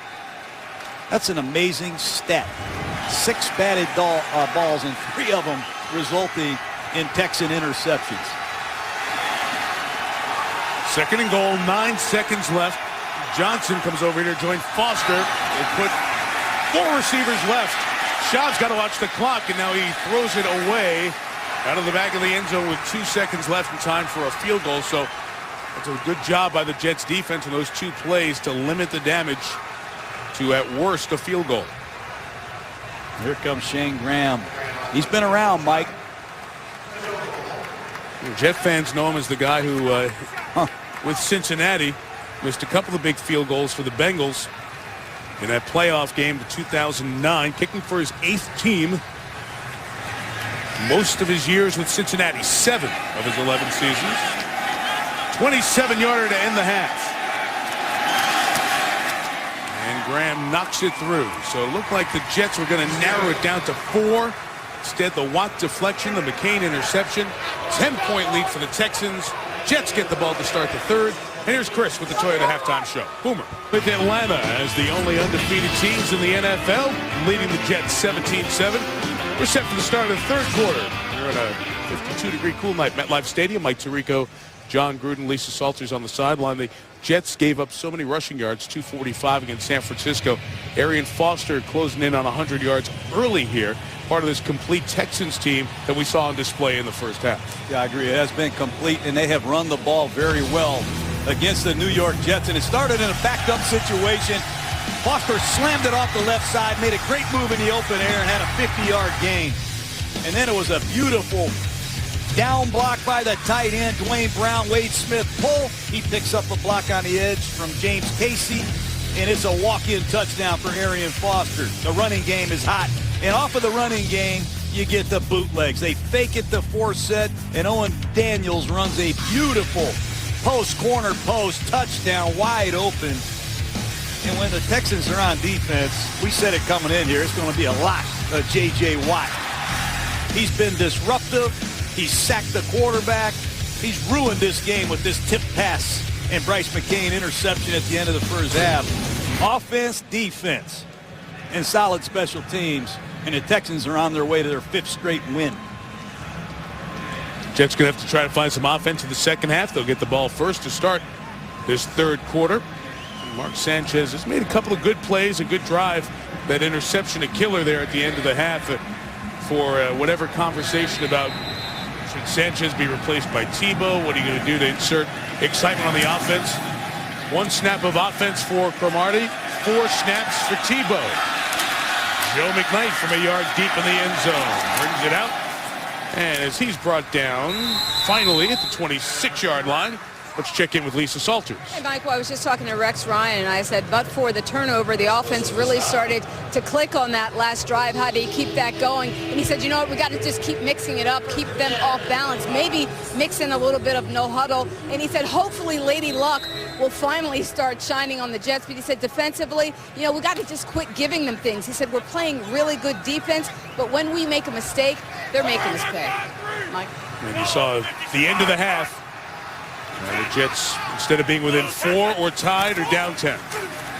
Joe McKnight will start in the backfield this third quarter. Only gained about a yard on the carry. Connor Barwin came in. Look at these halftime stats. You see dominated by Houston's offense. A couple of longer and better drives. That yards per rush number, very troubling for the Jets. 8.6 allowed. And the turnover issue that they faced. And on top of all their problems, Nick Mangold, their center, just went down on that first play. And they're out looking at the 4-time Pro Bowler, who's only missed 2 games in his Jets career. That was against Baltimore and Oakland last year. So this beat up offense. Look at Mangold, their center, down on the field. Timeout. ESPN's Monday Night Football is brought to you by IBM. Let's build a smarter planet. Visit IBM.com/smarterplanet. Mercedes-Benz, located on the web at NBUSA.com. And NFL.com. Learn more about the NFL's fight against breast cancer at NFL.com/ping. Back here in New Jersey, Nick Mangold walked off very gingerly with the help of 2 trainers. His leg got trapped underneath him. So the center is now Matt Slauson. Vladimir Dukas is in at left guard. False start. Offense number 62. 5-yard penalty. Second down. And it's Dukas called for that penalty. And you see how gingerly Mangold is walking. He's 74 there. And that right leg is J.J. Watt's making the tackle. That ankle gets rolled up on in a pretty nasty way. And they've taken him over to the training table on the far side. The cart now to get examined in the locker room. Second and 14. Confusion on which side McKnight was going to get that handoff on. McKnight still goes forward to the 32. It's a nice run for Joe. Left guard Vladimir Dukas has to pick up his game. He's lucky this is a draw play. And McKnight shows off his quickness. But with Slauson moving from left guard to center and the insertion of Vladimir Dukas at left guard, it's time for the former second rounder to prove he belongs. You see Slauson sliding in there to the center spot. All those consecutive starts came at left guard. Mangold has been out there so often for the Jets. Only 2 games missed in his years. Struggle getting it to Curley as he came around. So a couple of very poor exchanges by the Jets the last 2 snaps. That's an interesting call on 3rd and short. A jet sweep into the short side of the field. Snaps a little bit high, and the operation on these jet sweeps in the shotgun, the snap is critical, and might not have been the best call when you have your backup center in the game. Yep. Running a jet sweep. So after a couple of missed exchanges, you saw Sanchez with the wrong direction on that handoff, or the back, not sure, on second down. Good hang time by Robert Malone. Brendan Holiday from inside the 10, flagged down. 3 of them down on the block. The Jets gunners did a good job and forced DeVere Posey into a position where he had to either let him go or commit a foul. He did the latter. Scott Green, our referee, so instrumental representing the officials during the lockout. During the return, receiving team, illegal block in the back, number 11, half the distance to the goal, first down, timeout. So it'll be a long field for Matt Schaub and the Houston offense. Put up 17 in the first half. Before the Texans take over, let's check in with Lisa Salters. Hey, Mike, a few injury updates for you. Let's start with the Jets. The injury we just saw with center Nick Mangold. He's back in the locker room being treated for an ankle injury. His return is questionable. And also for the Jets, they already have a depleted receiving core. They've lost another body. Clyde Gates is out with a shoulder injury.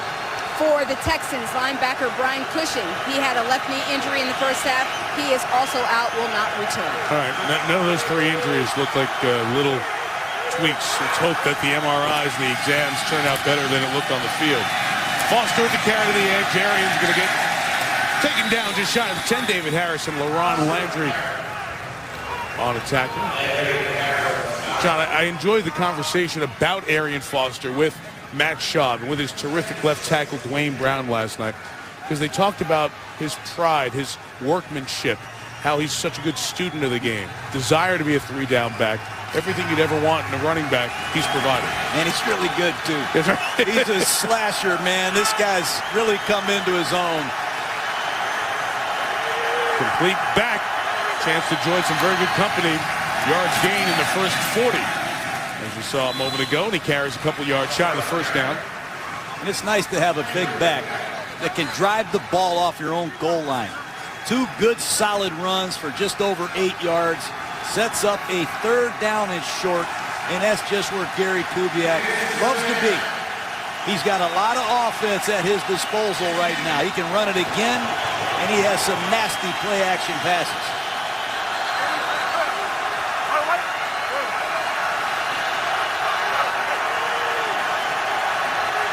Over the bunch, 3 to the left. Daniels comes to block Foster. They're just seeking that extra yard to get the first down out of the 17-yard line. That's a great run. Hidden yardage. Yards after contact. Finishing runs. Vision. Watch him just follow his left guard, Wade Smith, off the left side. Myers does a nice job at center. Just good second effort running at balance. I had a guy like this in Philadelphia a long time ago named Ricky Waters. Similar size, versatility, great receiver, could do it all, and got stronger as the game went on. Schaub standing in there as he got hit. Andre Johnson with a catch to the 31-yard line for the first down. First time we've called Andre catching the ball here.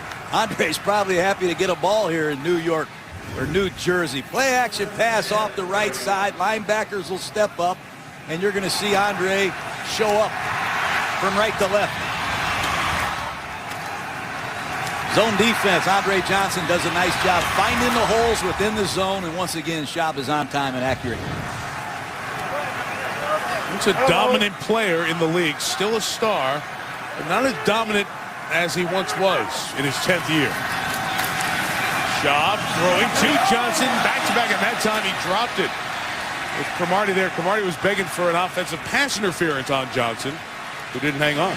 That's too bad, because Justin Forsett did a great job. It's that 46 Bear defense, and you're going to see Bart Scott come right off the tight end. And Forsett does a nice job peeling back underneath Schaub for the pickup. Andre's got to make that catch.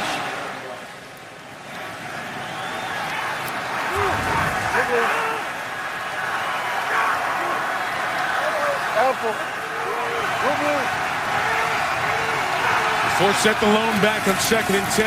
Here comes the former Seahawk with nowhere to go, as Kenrick Ellis just fell down and he tripped over him.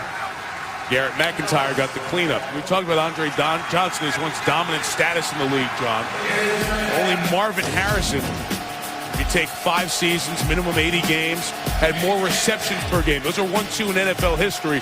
Then you flip it over to yardage, and he's just a hair ahead of Calvin Johnson for most receiving yards per game. But Johnson is not a 70-snap-a-game guy anymore. He's trying to limit his snaps early in the season, so there's fuel in the tank, and he's healthy for November and December. 3rd and 10, the Jets pressure down. Here they come. They got rid of it to Daniels. And Owen's got a first down out near midfield. The same pressure they kept coming with in the first half, John. Well, the Texans come out with an empty backfield. They've got a tight end and 3 receivers here, and the Jets bring a corner blitz off the short side of the field. Strange blitz, and nobody covers. Owen Daniels in the middle of the field. 3rd down defense has been a problem for the Jets all year. 31st coming in here tonight, and to give up a 3rd and 10 in that situation and blow a coverage, not good. And Houston's kept them right at that average. They've converted half their 3rd downs. The midfield, Foster back in there running back. Arian will get 2 or 3 yards. Quentin Coffers, the Jets' 1st-round pick out of North Carolina, making the tackle. That's that stretch play the Texans are known for.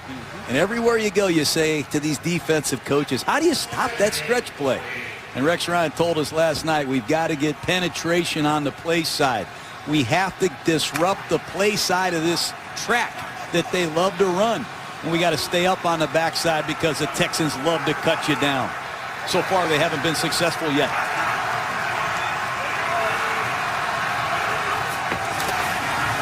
Here comes Foster, and there's the cutback part of it. But waiting for him was Josh Mona, the linebacker, who's now on the third different pronunciation of his name. Out of Nevada, he said Mona is now how he wants it pronounced. Playing a lot more because Bart Scott's foot's been bothering him. They have so many ways to block the backside. This time Owen Daniels comes backside to get it. But watch Foster stay on his track. He presses it, and he cuts it back. This play is getting close to breaking out, Mike. The dike will break sooner or later if you give Foster looks like that. 3rd and 3, play 10 of the drive. Schaub throws complete, and Casey hangs on. He absorbs a big hit at the 33-yard line. First down for Houston.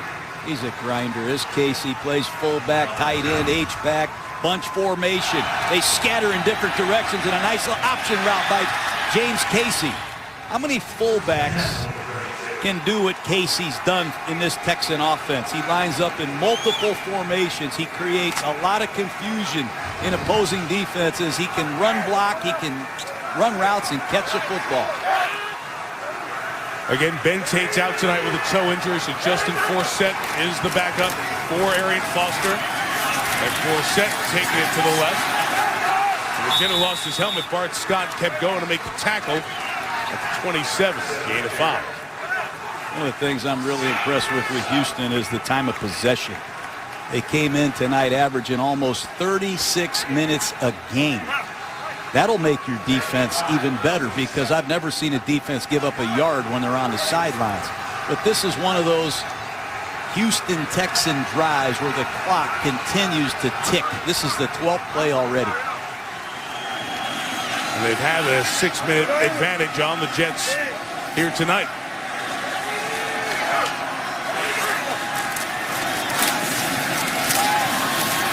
Crack there for Foster. It's a gain of 3. So this Jets defense will have to try to solve a 3rd down for the 4th time on this drive. And it's a Jets defense that got called out after the San Francisco game last week. It appealed to the heart of a team when you call them out with their stats or the media or anything of the sort. But after the loss to San Francisco, Carlos Rogers made a comment about how it seemed like the Jets players in the 4th quarter quit. And Mike Pettin, the defensive coordinator for Rex Ryan, put it up on a PowerPoint, big slide, let everybody see it in the room. And let the fact that a peer called them out appeal to their pride, see if they can turn it around tonight. 3rd and 2, it's Schaub, has to go a second look, and it is incomplete. It's Garrett Graham, the other tight end behind Owen Daniels, try to peel it off the ground. Schaub disappointed because had an opening to keep that drive alive. Well, he lost his rhythm. He tried to reset. It was an awkward delivery, and the ball just was thrown poorly. Almost a great catch by Graham. Wide open in the middle of the field. Schaub disappointed in himself there. This will be Shane Graham from 42 yards. Made one from 27 earlier.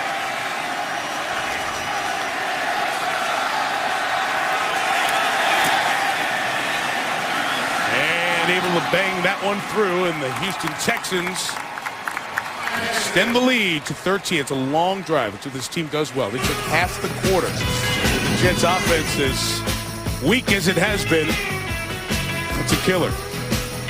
20-7 Houston. For all you people who are clamoring to see Tim Tebow, four snaps so far of Tim Tebow of the Jets' 37 plays. Mark Sanchez, 9 of 19, still under 50%. As Fireman Ed speaks for the Jets fans often, his exasperation shows. Less than scintillating performance the last 2 weeks. Joe McKnight trying to change that. There goes McKnight down the sideline. Chased by DeVere Posey. McKnight at the 20. McKnight at the 10. McKnight is in! I love the New York Jets special teams. It doesn't matter who returns kicks. Mike Westhoff, the special teams coach, has had more kickoff returns since he's been here than any man in football, and Joe McKnight continues to be dominant in this system. He takes the ball right up the numbers, and off he goes. Missed tackles, and he is gone. Great block by number 54, Nick Ballore, and Joe McKnight can finish. In scoring play, so it gets reviewed to make sure he stayed in bounds, and a tremendous finish, and that's why we talk about McKnight adding some offense and some spark. Look at Rex. Slim down Rex. He's got a better 40 time. They're waiting for the score to be confirmed as every scoring play gets looked at. And Scott Green, the referee, has a pager, and it will tell him confirmed, and he blows it ready for play. So McKnight with a touchdown, and the Jets extend the record 100 yards on the takeback. The 11th consecutive year that the Jets have had a kickoff return for touchdown, an NFL record. And it's the 16th kickoff return for touchdown since 2001. I was on a team that didn't have a return in 31 years. Special teams. There's a lot of ways to win. Cancer survivor, very strong-minded man, very talented coach, special teams coach. We mentioned the 16th kickoff return under his tutelage with the Jets. The Jets, who have gone deep in the bag of tricks, trying to find anything to create an advantage. Go back to something they've counted on for a while. The onside kick, look here for the Jets. They try it, and going up to get it is Shillings. It's free on the ground. And it looks like Houston got a hand on it. Now let's see what happens at the bottom of the pile. I think the Houston Texans got this, but you could almost feel it coming.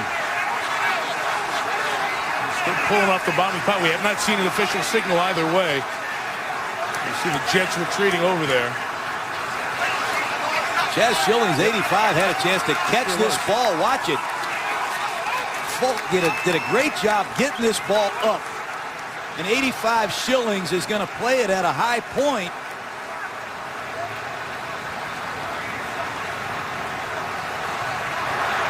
Got to make that play. It was there. There is no foul for illegal touch. The ball did go 10 yards. Also, please set the game clock to 4:33. Thank you. Shiloh Kao, 31, down there on the bottom of the pile, had it, and then Ballore came in to try to dig it out. And all the pushing and pulling and prodding happens at the bottom. But it's Houston ball with great field position at the 44-yard line. So the Jets hit a wild one on the kickoff return, try to double their money with the onside kick.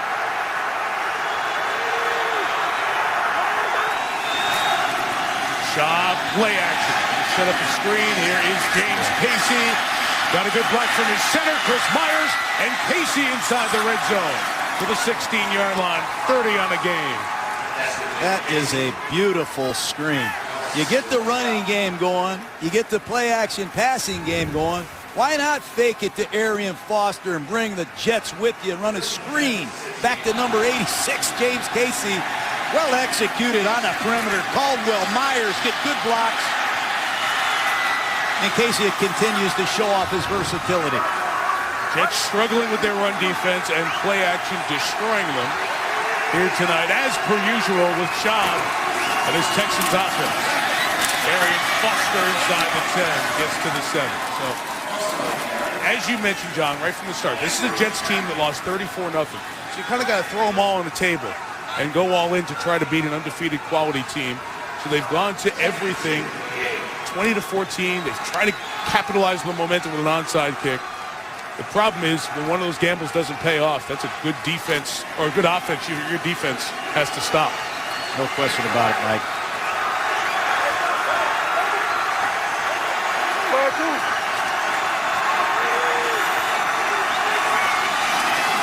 Second and 2. Here's Foster cutting back. The mark with the 6, which should be enough for the first down. Let's see where the spot comes. It was fun to watch on this Texan team as their center. Chris Myers, 2 plays ago. How about this athleticism? How many guys can snatch the ball to the quarterback and reach a shaded nose that weighs 360 pounds. This Chris Myers has explosive, fast twitch movement. 31 years old, he's done it a long time. Not many guys at that position can snap the ball and reach a nose tackle in the far gap.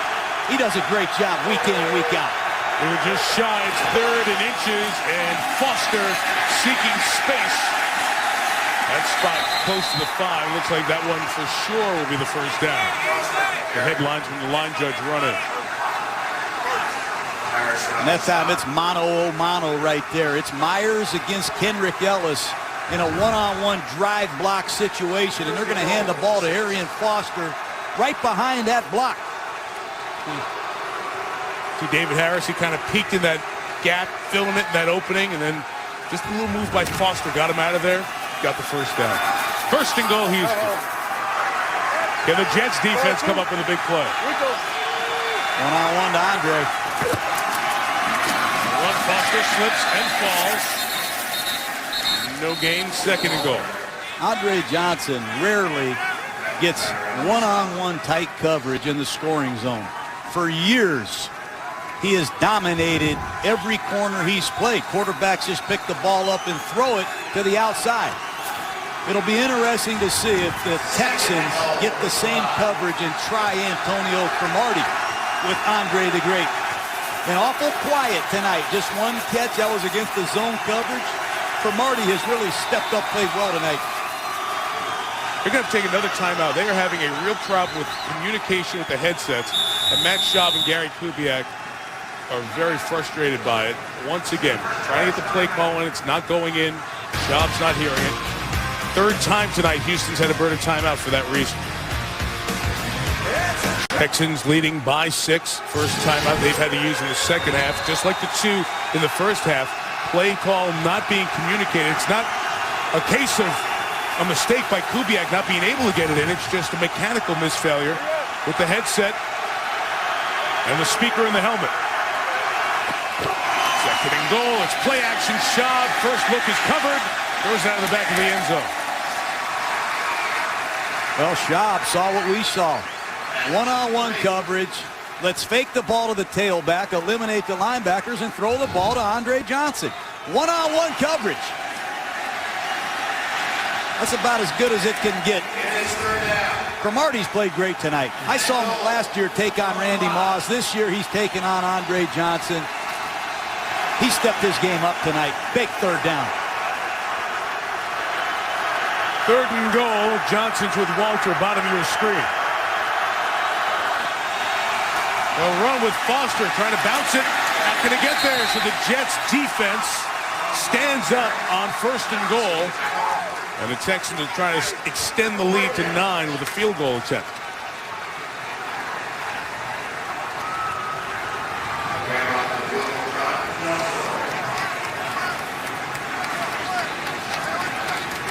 But it really felt like a punch to the gut for the Jets after you get that kickoff return, and then Houston gets the onside kick and walk right back and get a touchdown. Instead, Graham will go for his 3rd field goal in as many Houston drives. From 22. Adds to his 42 and his 27-yarder. It's 23-14, Texans. Houston 23, Jets 15. Well, it's a 9-point game, but the Jets have had their chances tonight. They've missed on some opportunities in the first half. Sanchez, they insert Antonio Cromartie at wide receiver. He runs a double move. He beats Jonathan Joseph, and the ball just travels out of bounds. You got to hit these wide open throws. And then down in the red zone right before the half, J.J. Watt. You think inches don't matter? That tip pass and deflection results in a Bryce McCain interception. And just now, Chaz Schillings has to go up and make that play on the ball. 3 missed opportunities. We'll see what the Jets have left. And again, it's a Jets team that's shorthanded. Dustin Keller, their tight end. Santonio Holmes. Stephen Hill, their wide receivers out. Holmes for the season. They hope to get Keller and Hill back next week. And how big a loss is Keller for this Jets team? Well, he's their leading receiver 2 years in a row, and he's also a threat He can line up in any different kind of formation. He can beat safeties and linebackers. Very versatile player, Dustin Keller is. Productive, and he's Mark Sanchez's favorite target. Hard to replace productive pro tight ends. Now they put Cromartie back. His kickoff is a shorter one. Who's going to field it? It was taken by Eric Smith, the safety, at the 15, and Smith returns it out to the 28-yard line. But even in this era with the kickoff at the 35-yard line, a good returner can get the job done for you. And how about that? Never thought after he went off in a cart we'd see Nick Mangold back for the Jets. He's genetically different than most people. Mentally tough, physically tough, talented. He knows the Jets need him. The Jets last ran an offensive snap back to the 13-minute mark of this quarter. Texans had the long drive and then the kickoff return, so it gave him time to get back. Mangold with that injury to his ankle. The 28, and on first down, Sanchez. Throws complete to Jeff Cumberland, the tight end across midfield. And to the Texans 48. And that brings the third quarter to an end. It's trying to mount a drive. Down 9 against the undefeated Texans.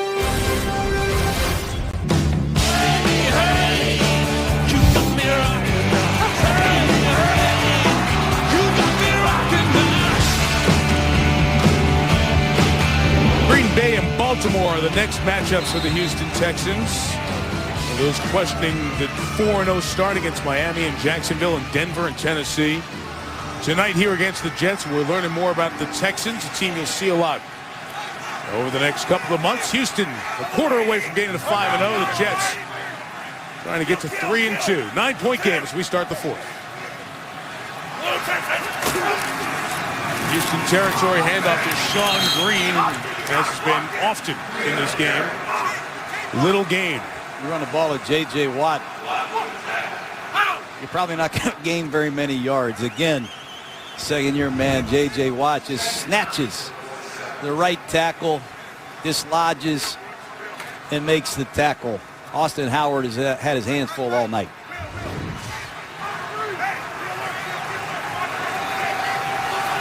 The 7 carries, 14 yards on the night for Green. He's averaging under 3 yards per carry. Movement on the Jet side. Jason Hill, number 89, jumped wide receiver at the top. False start. Offense, number 89. 5-yard penalty. Second down. Long drives by Houston. The kickoff return by the Jets meant it was a very lopsided quarter in terms of ball control. 20 of the 24 plays run by the Texans. And Tim Tebow, his last snap was at the 11-minute mark in the second quarter. Only 4 offensive snaps for Tebow in the game. Sanchez has to step up. Open is Curley. Jeremy Curley hangs on at the 16. Jeremy Curley beat Jonathan Joseph bad. Blitz by the Texans. They're saying, hey, we have the corners to cover these unknown wide receivers. Jets do a great job picking up the blitz, and Sanchez has a wide open Jeremy Curley. Take a look at Joseph. He slips and falls. Great release by Curley, and Tebow is in the ball game. Gain of 36. Curley went to the sideline after being hit there. Jets have had confusion. They brought in Tebow. Sanchez went out. They're going to have to take a timeout. Second 36-yard reception by Curley gets to the red zone. Jets can't capitalize on the momentum for the moment. At your Liberty Freedom Towers going up there in Lower Manhattan in our aerial coverage. Brought to you by DirecTV. Jets just burned their first time out of this second half. They were confused with Tim Tebow and Mark Sanchez both on the field. And they remain that way with Sanchez bottom of the screen as a receiver. And Tebow keeping on the run. Tebow at the 10.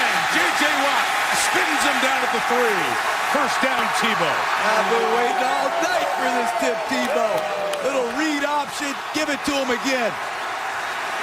I love it. This ought to be the best plus 10 red zone quarterback in football. One-back power play, and Tebow's the one-back. Well done. And they go no huddle, try to keep the Texans out there. Tebow again, that time Houston waiting for it. And Tim Dobbins in for the injured Brian Cushing.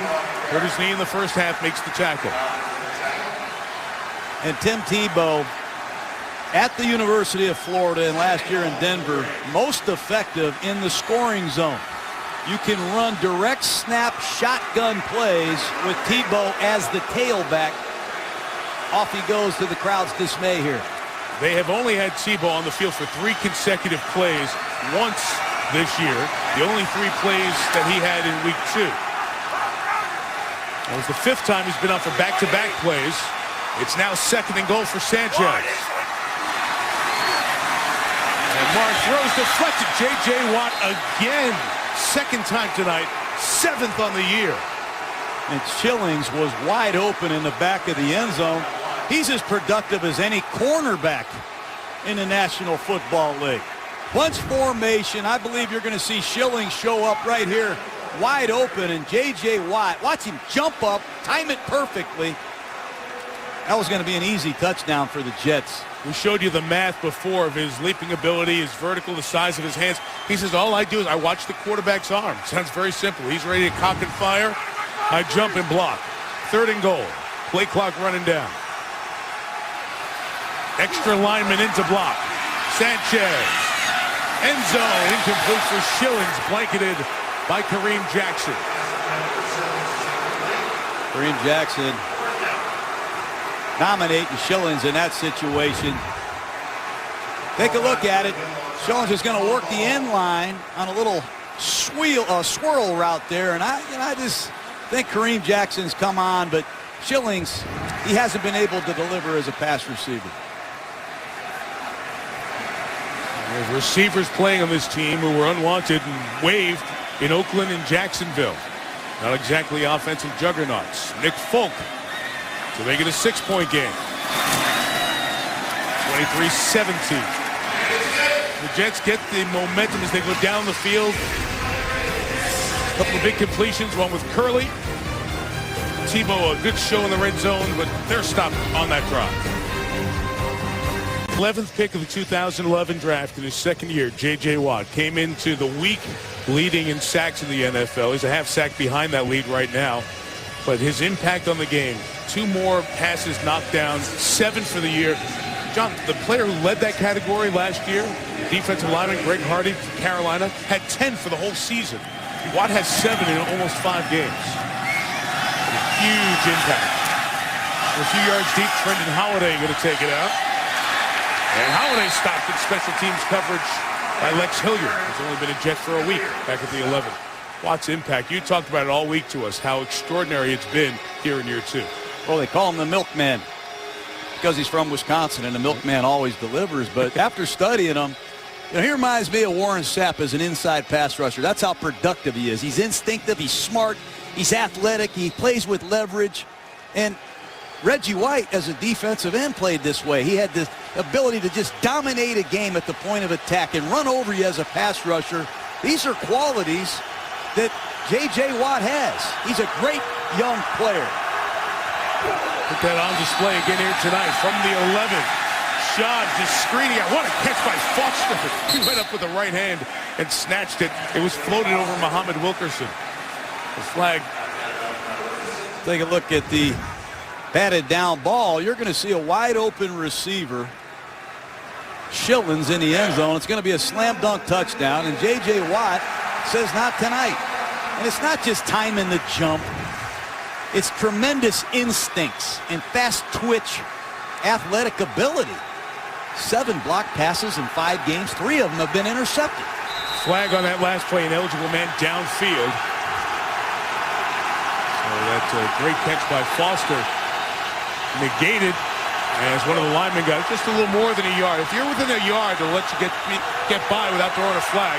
But one was too far down. So 1st and 15, and Foster. That was Kendrick Ellis, the Jets' 3rd round pick out of 2011. With the first hands on Foster, and that's the guy, one of them, John, you said needs to start making some plays here for New York. I think all these young Jets do. You know, Kendrick Ellis replaces a guy that was a great Ellis named Sean Ellis. Chris Jenkins was here. Sione Buha not playing tonight. These are high draft choices. Copels, Wilkerson, Ellis, the future of the Jets. Game on the line.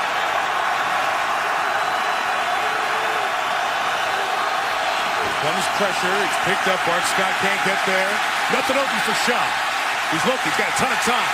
Scott chasing him. He throws it away incomplete. It'll be 3rd and 11. Big down coming up here for this Jets defense and the Texans. Credit this New York Jets secondary for plastering and maintaining their coverage. Down the field on Walter. Owen Daniels. Nowhere to go. Cromartie all over Andre Johnson. A lot of contributors tonight in this Jets secondary. New York must find a pass rush.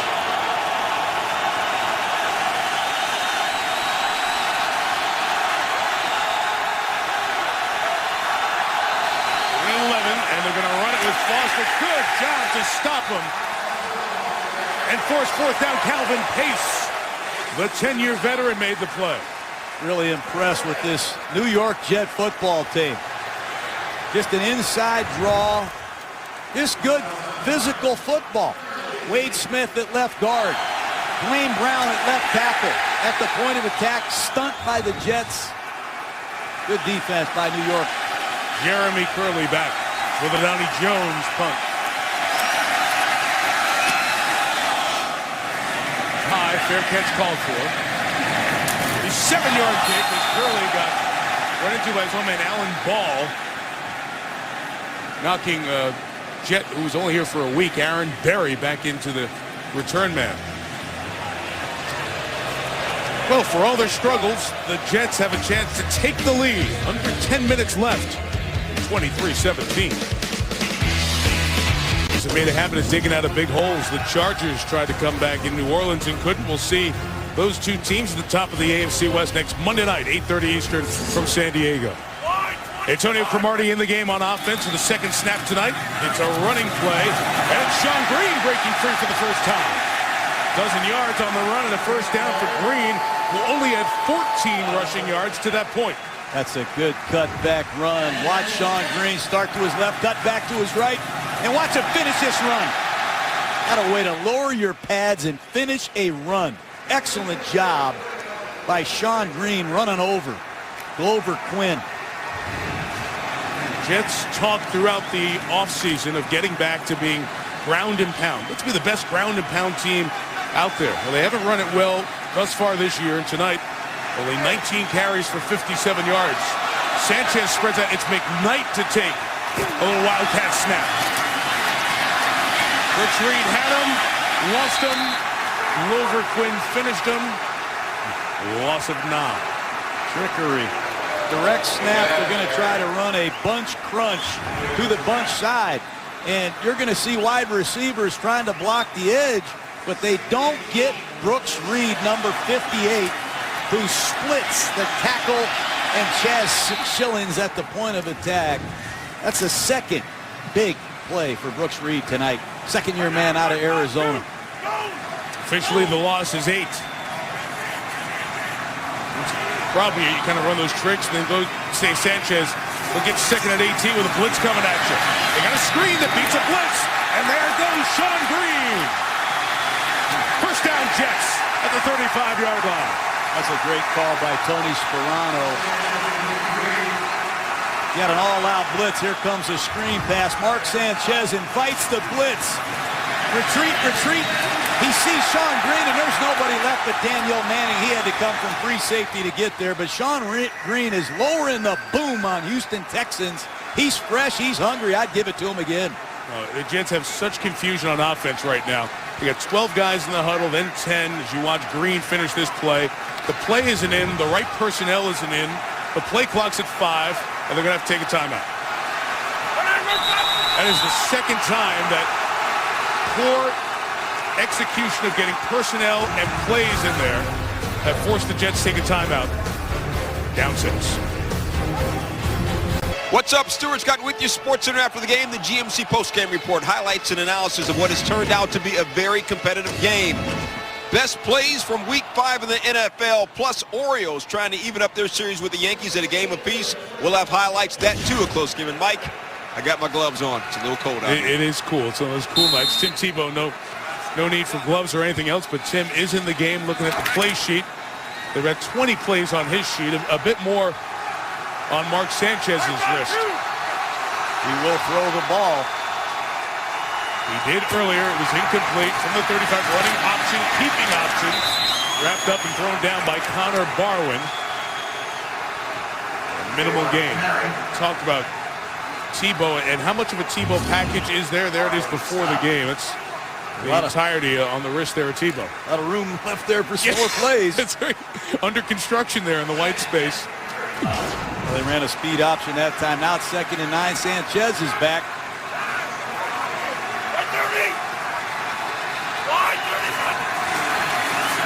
On 2nd and 10. First look is covered. Comes back underneath. It's deflected in the air. An incomplete. Sean Green reaching back for it. Got hit by Tim Dobbins. And John mentioned earlier with Brian Cushing out with that left knee injury. Dobbins has seen more time. He's a captain because of his special teams play. And Mark Sanchez loves looking for Cumberland down the seam. He loves to pump the free safety. That time, Houston did a nice job, forced him to get to his check down receiver.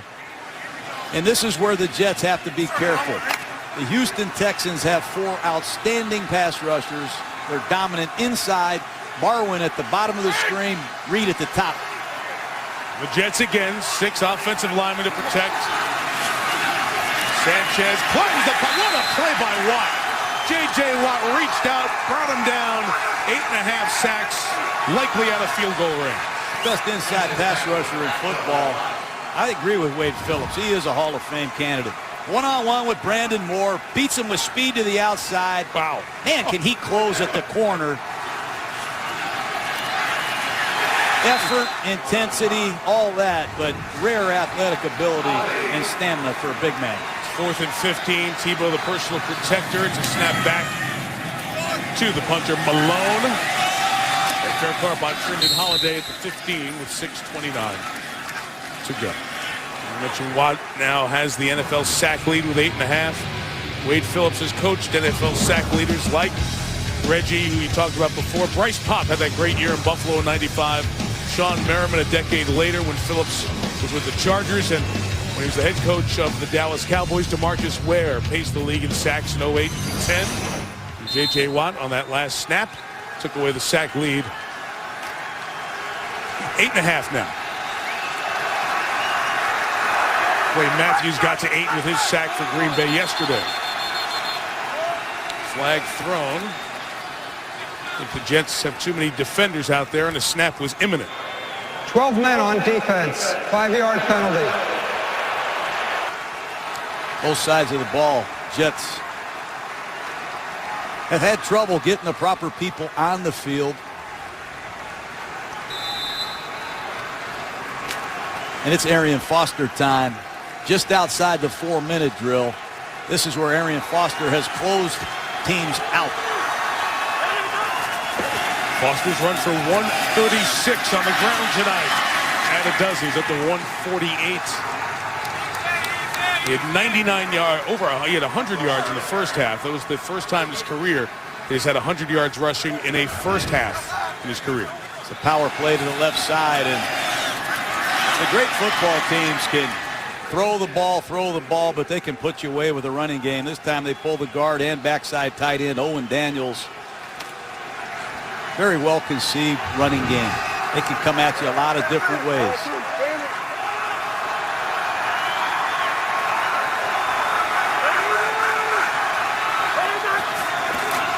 From the 32, here is Foster again. That's 8 to the 40. And so that puts Arian Foster in some good company, as he has over 5,000 yards from scrimmage in his career. There's an injured Jet on the far side as the clock is stopped here with 5:32 to go. And we'll step out. Texans up 6.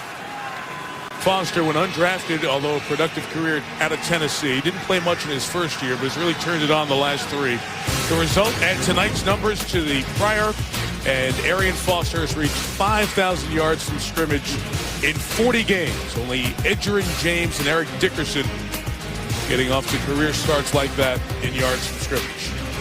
Keep giving him the ball. That's what Gary Kubiak said. He's averaging 25 carries a game. He's on pace for almost 425 carries. He can handle the load. That's what Gary Kubiak said. He gets his break in practice. He's on a special diet now. When he's feeling it, I'm giving him the ball. He makes us go. Foster has gone vegan for his diet. He feels good, feels like he can be a 3-down back and be a complete running back, which he takes great pride in. Henrik Ellis, the Jets' nose tackle, was helped off the field favoring his left leg. Another injury for New York as we get to the 5-minute mark.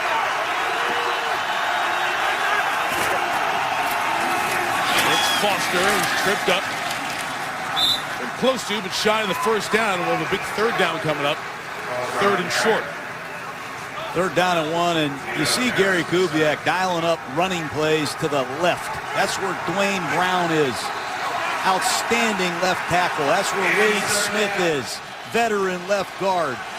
Don't be surprised if they pound this ball again, but behind their 2 veterans on that left side. Number 71, Damon Harrison, out of William Penn College in Des Moines, Iowa, in there on that Jets defensive line. Big guy on the nose. Trying to stop 3rd and 1. Foster, and a lot of people there. Let's see where the spot comes. Because Harrison was the one who got a little bit of that push, John. And it looks like he's short of that 1st down. It's like he is. Jets knew it was coming. They read their scouting report. It's coming behind Dwayne Brown and Wade Smith. Watch Pace. Watch Wilkerson. They win with their pad level. 71 got over there, and they couldn't push past that big guy. 350 pounds. Damon Harrison, a rookie from William Penn, Mike, filling in a key short yardage situation. Let's see the measurement.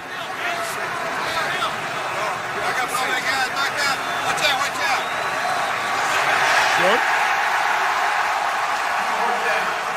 So the Texans, who have not been in a close game in the first 4 games this year, will bring the punting unit on with 4:07 to go. And Gary Kubiak's going to trust his defense. Remember those burn timeouts, Mike. They could come into play. Plenty of time. I think this is the right move by Gary Kubiak. Jeremy Curley goes back for the Donnie Jones punt.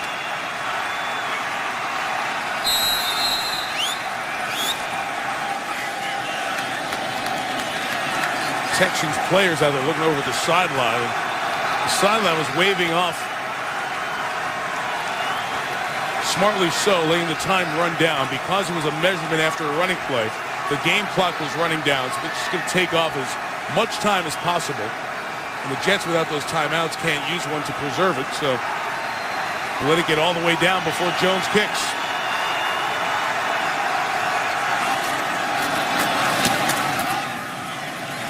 Good hang time, and Curley will have to fair catch it again at the 15-yard line.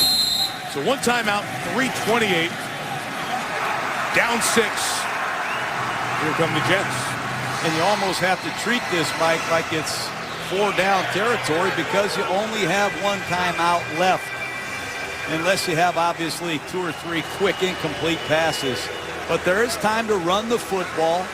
You don't need to put yourself in a crisis 2-minute situation. Plenty of time left with the 2-minute clock stoppage and a timeout. Once again, it's this dime pass rush of the Texans that have given everyone fits.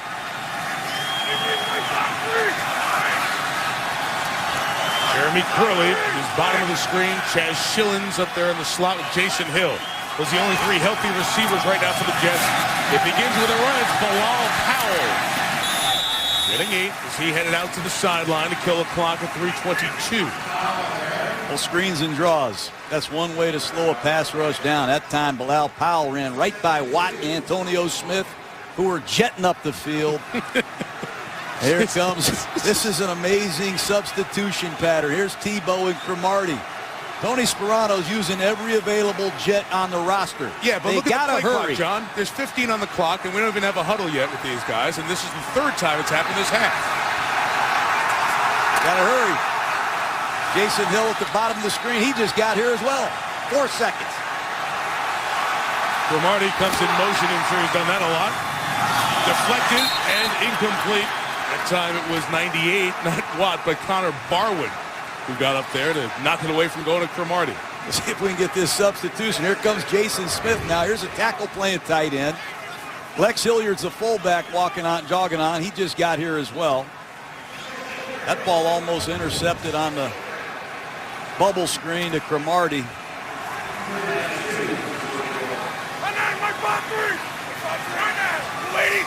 Third and 2 with only one timeout left for the Jets.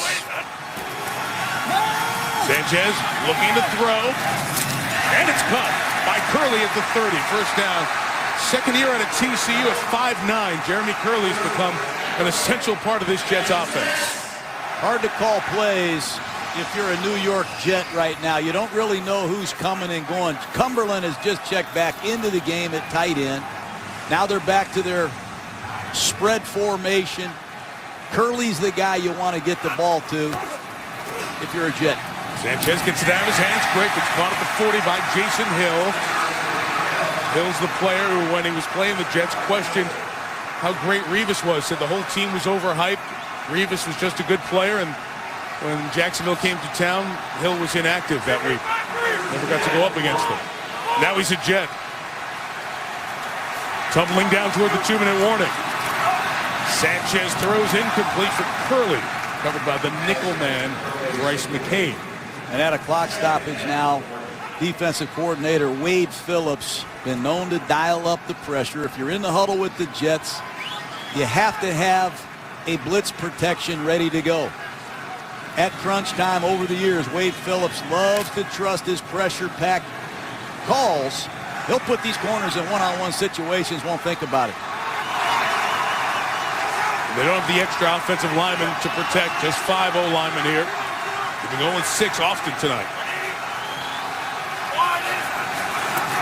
Second and 10. Here comes the pressure. McCain off the corner. Gets Sanchez for the sack. Like you talked about, John. Good call.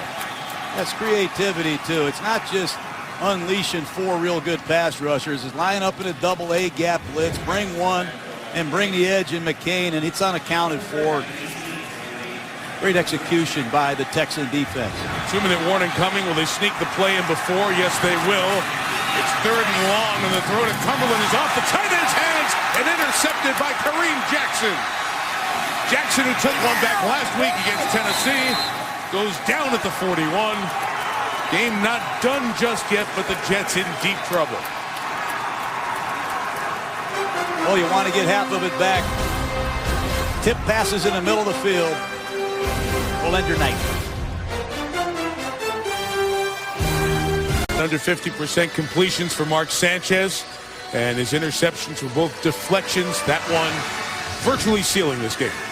Well, you just get to see Cumberland run a deep out, and the ball is thrown high into the outside. I don't know that Cumberland went a little too deep. Could have been caught, but tip balls against zone defenses in the middle of the field usually result in bad things happening. But I go back to not having Dustin Keller here. And the sack by Bryce McCain that put him way behind in the down and distance. You have to tip your hat to Wade Phillips' Texan defense. And Gary Kubiak punting the ball, trusting that his defense would get it done. Which is something Houston didn't have in its arsenal in the past. With 1:51 and 1 timeout left, Jets' best case scenario could be, unless Houston messes it up, to get the ball back with 8 seconds left. Up the middle there, and the Jets use their final timeout as Foster carries with 1:44 to go. We're talking about Wade Phillips coming in 2 years ago. This is how bad it was for this team. They were at a bottom 3 or 4 in almost every significant defensive category. Then Phillips comes in. Remember, he was fired mid-year in 2010 by Dallas. Comes in over the last 2 years, and it's these 20 games for a top 3 defense in the significant stats. Let's put J.J. Watt in that picture, too. Yeah, Phillips came with J.J. Watt. But J.J. Watt has ruined this game tonight for the Jets. Ruined it. He sacked the quarterback. He tipped 2 passes. One of them resulted in an interception. The other one denied a wide-open touchdown down here. The kid's for real. Let's talk about the math for that for a second, because that tip that led to the interception, Jets are going in for 3 or 7. Houston gets a field goal before the half. And then you talk about the sack that he had earlier. That stops the Jets from being in field goal range here in this fourth quarter. You're talking 13, maybe 15, 16-point impact those Watt plays had. Out of timeouts, 1:44 to go. And it is Foster just running time and seeking space. Houston not in a position where they could just kneel down and end the game. That's why they were running these plays.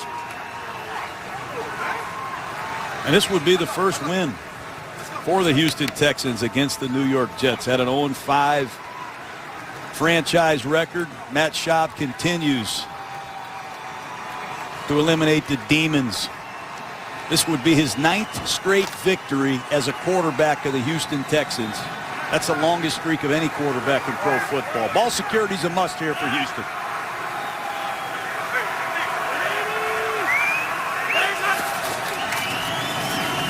Back to Foster. Bart Scott running through. Tackled at 58. That restarts the play clock, which means the play clock will run out with 18 seconds left. Houston has 2 timeouts left, so Schaub's just checking with Kubiak, see if he wants to take it all the way down and take the timeout. And if you look over, Mike, on the Jets sideline, Mike Westhoff has to have some type of a desperation block. They've already faked the punt. They've tried a surprise onside kick. Let's see what other tricks Mike Westhoff has in his bag. GMC postgame report, John, coming up. Stuart Scott, Steve Young, Trent Dilfer here. Everybody back in the studio. It's coming up next. Well, we have 1 second before we go. We saw the news here earlier this evening that Alex Karras is in very poor health. Terrific part of the NFL during his days with Detroit. And, one of the less than 24 folks to be in the Monday Night Football booth, 74 through 76. We wish good thoughts to Alex and his family as he's struggling with his health here tonight. He was a great one. Well, 17 seconds left. Jeremy Curley goes back in punt formation. He's back at the 30. Jets are putting nobody back. They're just going to come after the ball here, bring 9 after it. The flag is down as Jones gets the punt away with no Jet back to touch it. It'll be down here by the Texans. This is smart. They tell them not to touch it as the clock runs down to 5 seconds. And we have a whistle back here at the line of scrimmage. Maybe a re-kick here. I'm not sure if Bryce McCain wasn't moving. Illegal motion on the offense. You know, when you're a gunner on the outside and you're defender. The penalty will be enforced at the previous spot. 5 yards, 4th down. Starts to creep in there. Sometimes you want to get into a danger punt situation and pack everybody in. Distance on this punt doesn't matter. I mean, you have very few chances here with the Jets, and by accepting that penalty, the clock doesn't reset on that foul. So it would behoove from a general rules position to have a clock reset when the offense commits a foul there on 4th down. The Jets' best move here would be to take the ball back there with only 4 seconds left. You've got almost no chance of winning the game, but if you can get a crazy play going, it's your best chance. Correction. The 5-yard penalty will be enforced from the end of the kick. 1st down. Otherwise, Houston would be able to just drop back and throw the ball out of the field of play. So at least the Jets have one desperation play. Joe, practice this play, this little Stanford cow, whatever you want to call it. You ever practice this play, how often do teams practice Well, this? you usually walk through it, jog through it at the end of the week. You don't want to get guys hurt. You know what I mean? You get balls tipped around. Best I understand, Golden Tate is not going to the end zone to the left. We don't have the replacement official down there. I don't see, you know, if you're in a position to need a miracle, Got to get Tebow the play should be on the started. field. Tebow's not out there. Just get the play started and see what happens. I would put Tebow out there. He's your best option quarterback, throwing it across the field. So here we go. Sanchez will throw it. And what else is new? It's knocked down by J.J. Watt to end the game. How appropriate is that? J.J. SWAT. That should be his name. I tell you what. That is his third of the night. You can't try and throw it over my head. No, you can't. That is his 8th on the season, and the Texans join the Atlanta Falcons as the only undefeated teams in the NFL at 5-0, and their schedule gets tougher the next 2 weeks. They've got Green Bay and Baltimore back home, that great atmosphere at Reliance Stadium. The Jets fall to 2-3, and they take on the inspired Indianapolis Colts here on Sunday. John Gruden, Lisa Salters, our entire Monday Night team. Mike Tirico, good night from the Meadowlands. See you next week with the Chargers and the Broncos. See you on SportsCenter next.